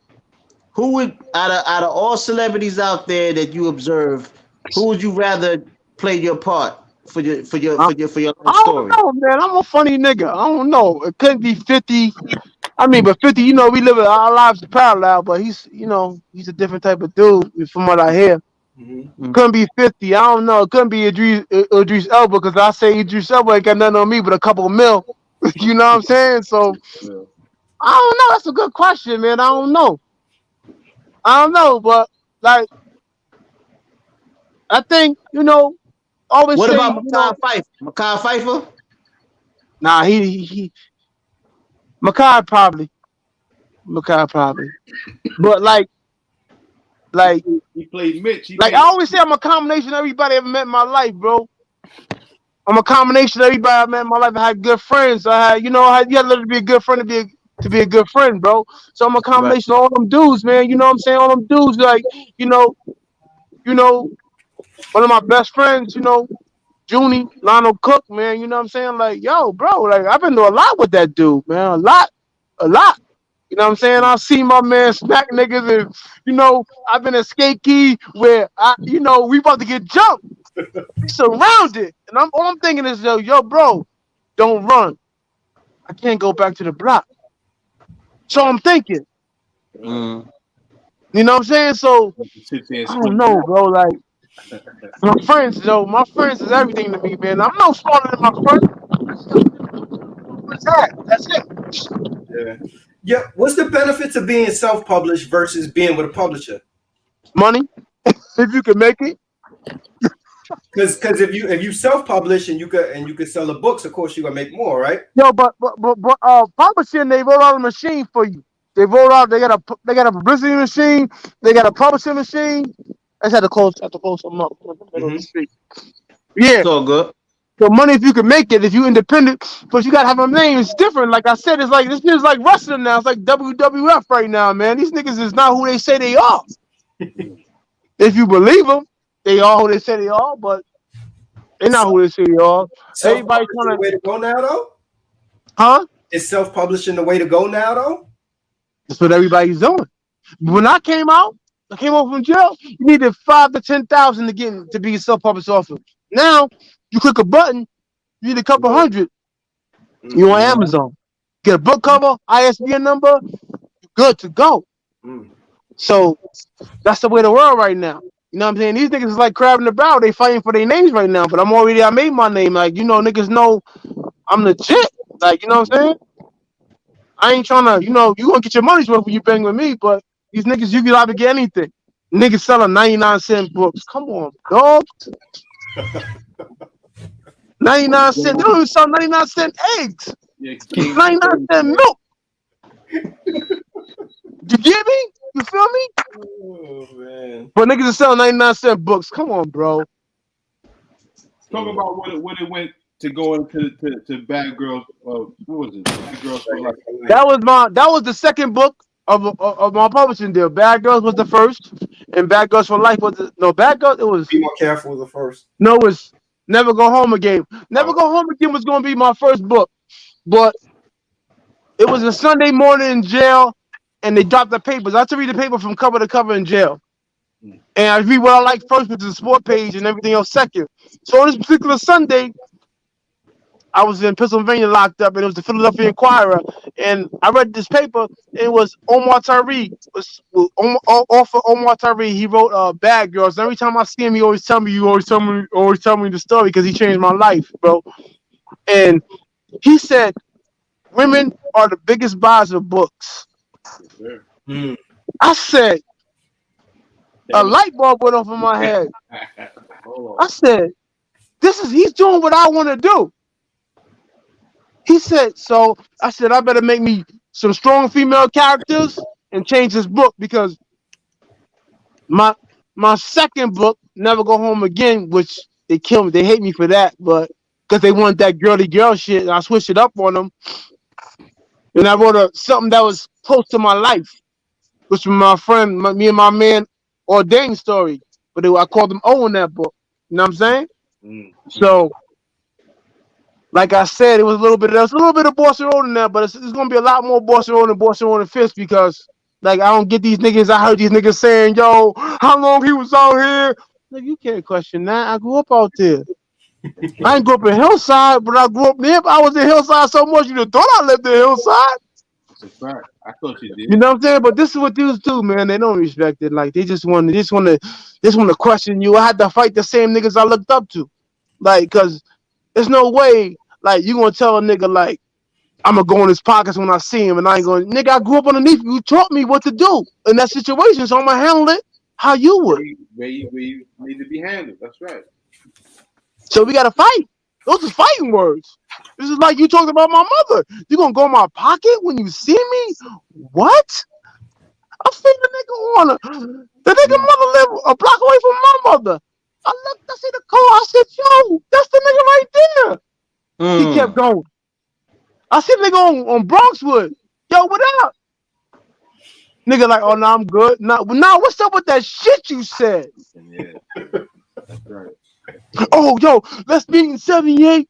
So anyway, I had some other niggas meeting me, like some film niggas meeting me around in the area, scouting some shit out. So I got kind of lost up. So the next time the nigga stood up on me, I was on Laconia. Niggas said, yo, let's go to 7 now. Pull that fucking car over. Let's fight right here, right now. You know what I'm saying? Bitch ass nigga, I ain't gonna mention his name, but you know what I'm saying? A lot of niggas like, I don't really fuck with Boston Road like that no more, man. Like I said, it's a couple incidents they put me in that I wasn't even home for, that they put me with, so I can't really, I don't really respect that. And if you knew what happened, and if you knew what was happening, and you didn't say nothing, you'll just them to me. All them niggas. Did you end up doing a film for Hard White? Yeah, but I didn't finish it. I didn't finish it. You intend on finishing it though? Because I saw at like some point in time, I want to redo it. I want to scrap everybody and redo it. Yeah, it's just the stripper's still there. So yeah, but I never got a chance to finish it. I was sometimes, yo, you never know your business partner. You never know your girl till you live with her, and you never know your business partner Until you till do you do business with them, and you never know you never know your friend till you get in trouble with them. Those are three things in life. I just told you. You just don't know. That's right. Facts. yeah. Yo, because when you live with your girl, all that makeup comes off. You see her at her lowest lows. You go in the bathroom and you smell her stinky ass. You like, yo, damn, bitch, you stink. You know what I'm saying? So, do your business partner when the money comes involved? Yo, bro, people are not themselves, man. Money don't change people. Money exposes people. They are, yeah. It shows you who they are. Mm-hmm. You know what I'm saying? And when you get in friends, yo, I had niggas I got in trouble with. Niggas were stone cold killers. We get locked up. Niggas saying who they was on the street. Niggas trying to get back to the streets, bro. Yo, how do we get people to become more readers? The literacy rate on this planet or in America is pretty high. Not as much for African Americans. I think whites are more like 35%, Hispanics 34%. African Americans is 23%, but that's still high. How do we get people into reading books more often? I mean, you got to get something they can relate to. When I was a little kid, I read basketball books about the legend of Dr. J and all that type. I said it had to be something I liked before I read. It's only till I got in prison that I started exploring other things like religion, history. You know what I'm saying? You know the reason they say the rich get rich and the poor get poor? Because there'll always be more rich people than poor people. And poor people will always be the burden bearer of the taxes. That's why these rich white motherfuckers, they got people in Congress. Yo, the government does not run America. Corporations run America. America, the government will not make you take the vaccines. The corporations will make you take the vaccines. You want to go to a concert? You got your vaccination card. You want to go on that flight? You got your vaccination card. You want to go to the movies? You got that vaccination card. You want to go to the restaurant? You got that vaccination card. Yeah. You know what I'm saying? So, yo, bro, I was able to explore, and when I was hungry for knowledge, them older dudes in prison, they used to feed me shit. And I was consuming these books at an insatiable rate. I read so many good books, man. And like I said, a good book, it doesn't matter if a black man or white man, but a good book will move you to emotion. You know what I'm saying? What's that one book that put you to the tipping point to where you was like, yeah? I mean, I read a book called that made me mad. It was called, I read this book in jail, right? That I thought was trash because I saw the cover. Because people do judge a book by a cover. It's called Coffee Gonna Make You Black. I walked by that book for 6 months until I read all the books that I could read. And then I read that book. That book was a good fucking book. But a good book was called, but I'm gonna tell you a good book was called Eyes to My Soul. Tyrone Powell. About corruption in the fucking what's the name of that agency? He was a state trooper. And he exposed the corruption in the state trooper in Maryland. And they raided his mother's house for his dead brother. These fucking bastards. For his dead brother? That's they knew crazy. His brother was dead. They was trying to put pressure on him. That's how they work. That's how they work. Eyes to My Soul, Tyrone Powell. Read that book. The spook that said, I read so many books. I read books about religion and symbolism. I read everything, bro. I read James Allen, As a Man Thinketh. That's a good book. But I remember a dude told me, this is a very good story. A dude told me, I read something called what the fuck was the name of that book? Anyway, I can't think of the name of the book right now. But dude told me, he said, yo, older dude, he said, so sometimes you gotta take a shot in the dark. You might hit something. And I watched this dude take a shot in the dark on technicality and overturn his case and walk home a free man. So when it came my chance, my shot in the dark was writing to Terri Woods. That was my shot in the dark. I took that chance. You know what I'm saying? I wrote to her and she wrote back to me, surprisingly. I said, oh my God. I'm scared. Dude said, so she said, send me your book. Send me a self-addressed envelope with your book.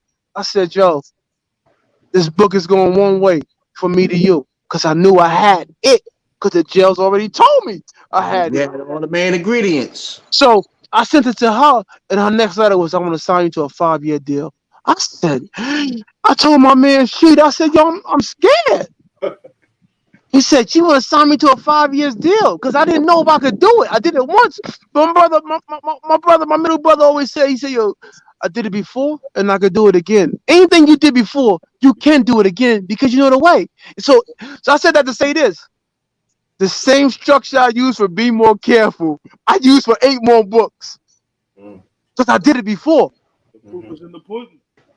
So I did it again. Never deviate from the script. Right. I didn't deviate from it. Right. What would you recommend someone trying to do to get a book deal? What do you need to do to get a book deal if you're looking to get Don't look for one. Don't look for one. Write a good I would recommend write the book you want to read. That's the best thing I could tell you. So I wrote the book. So my favorite book was Black Girl Lost by Donald Goins.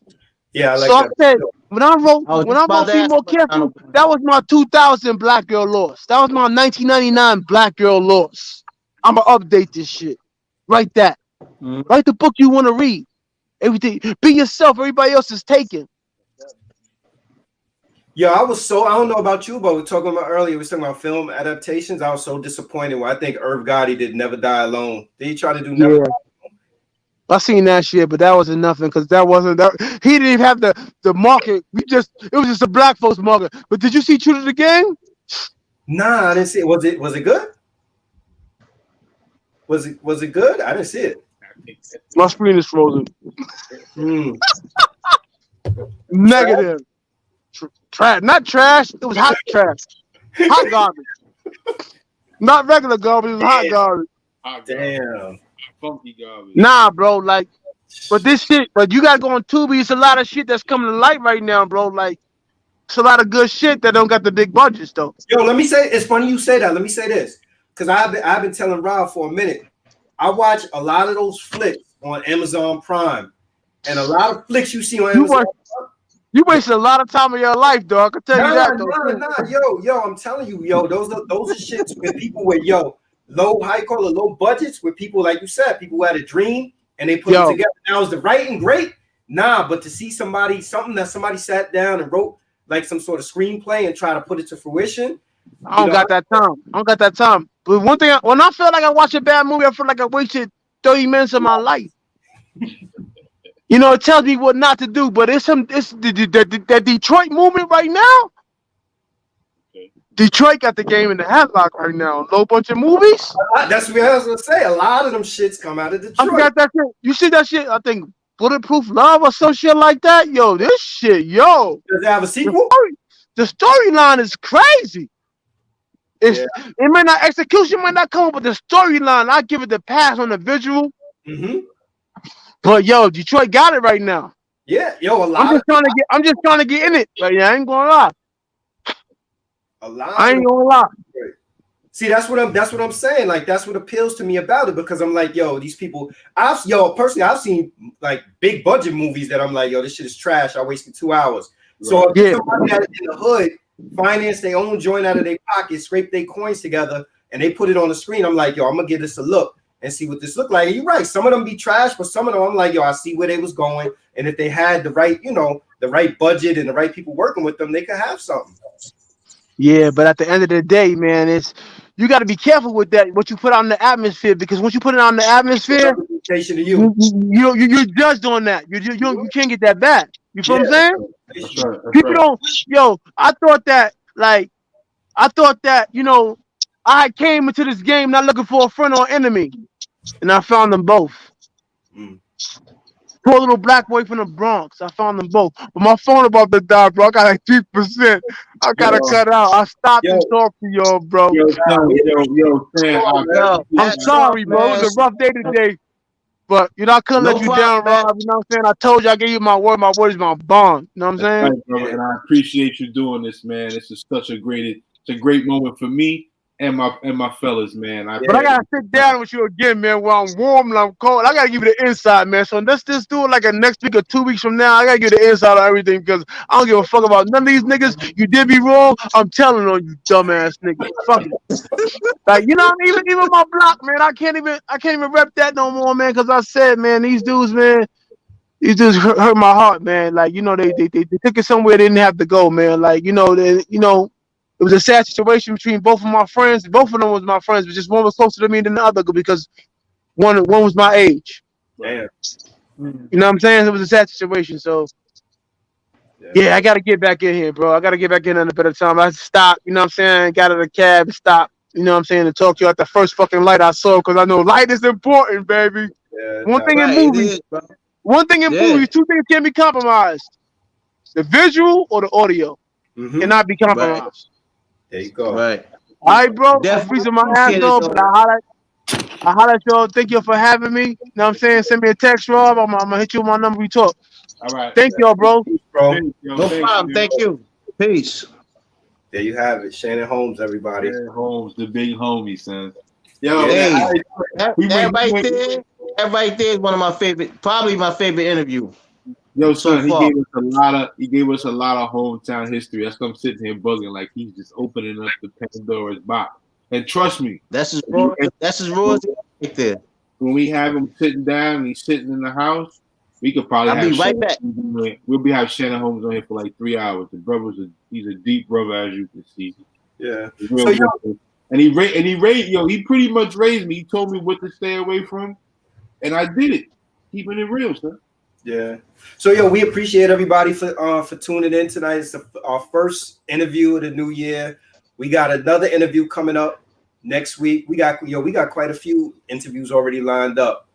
So just keep. Yeah, we got some nice surprises. Make sure you keep tuning in. Salute everybody. Have a good evening. Yo, peace.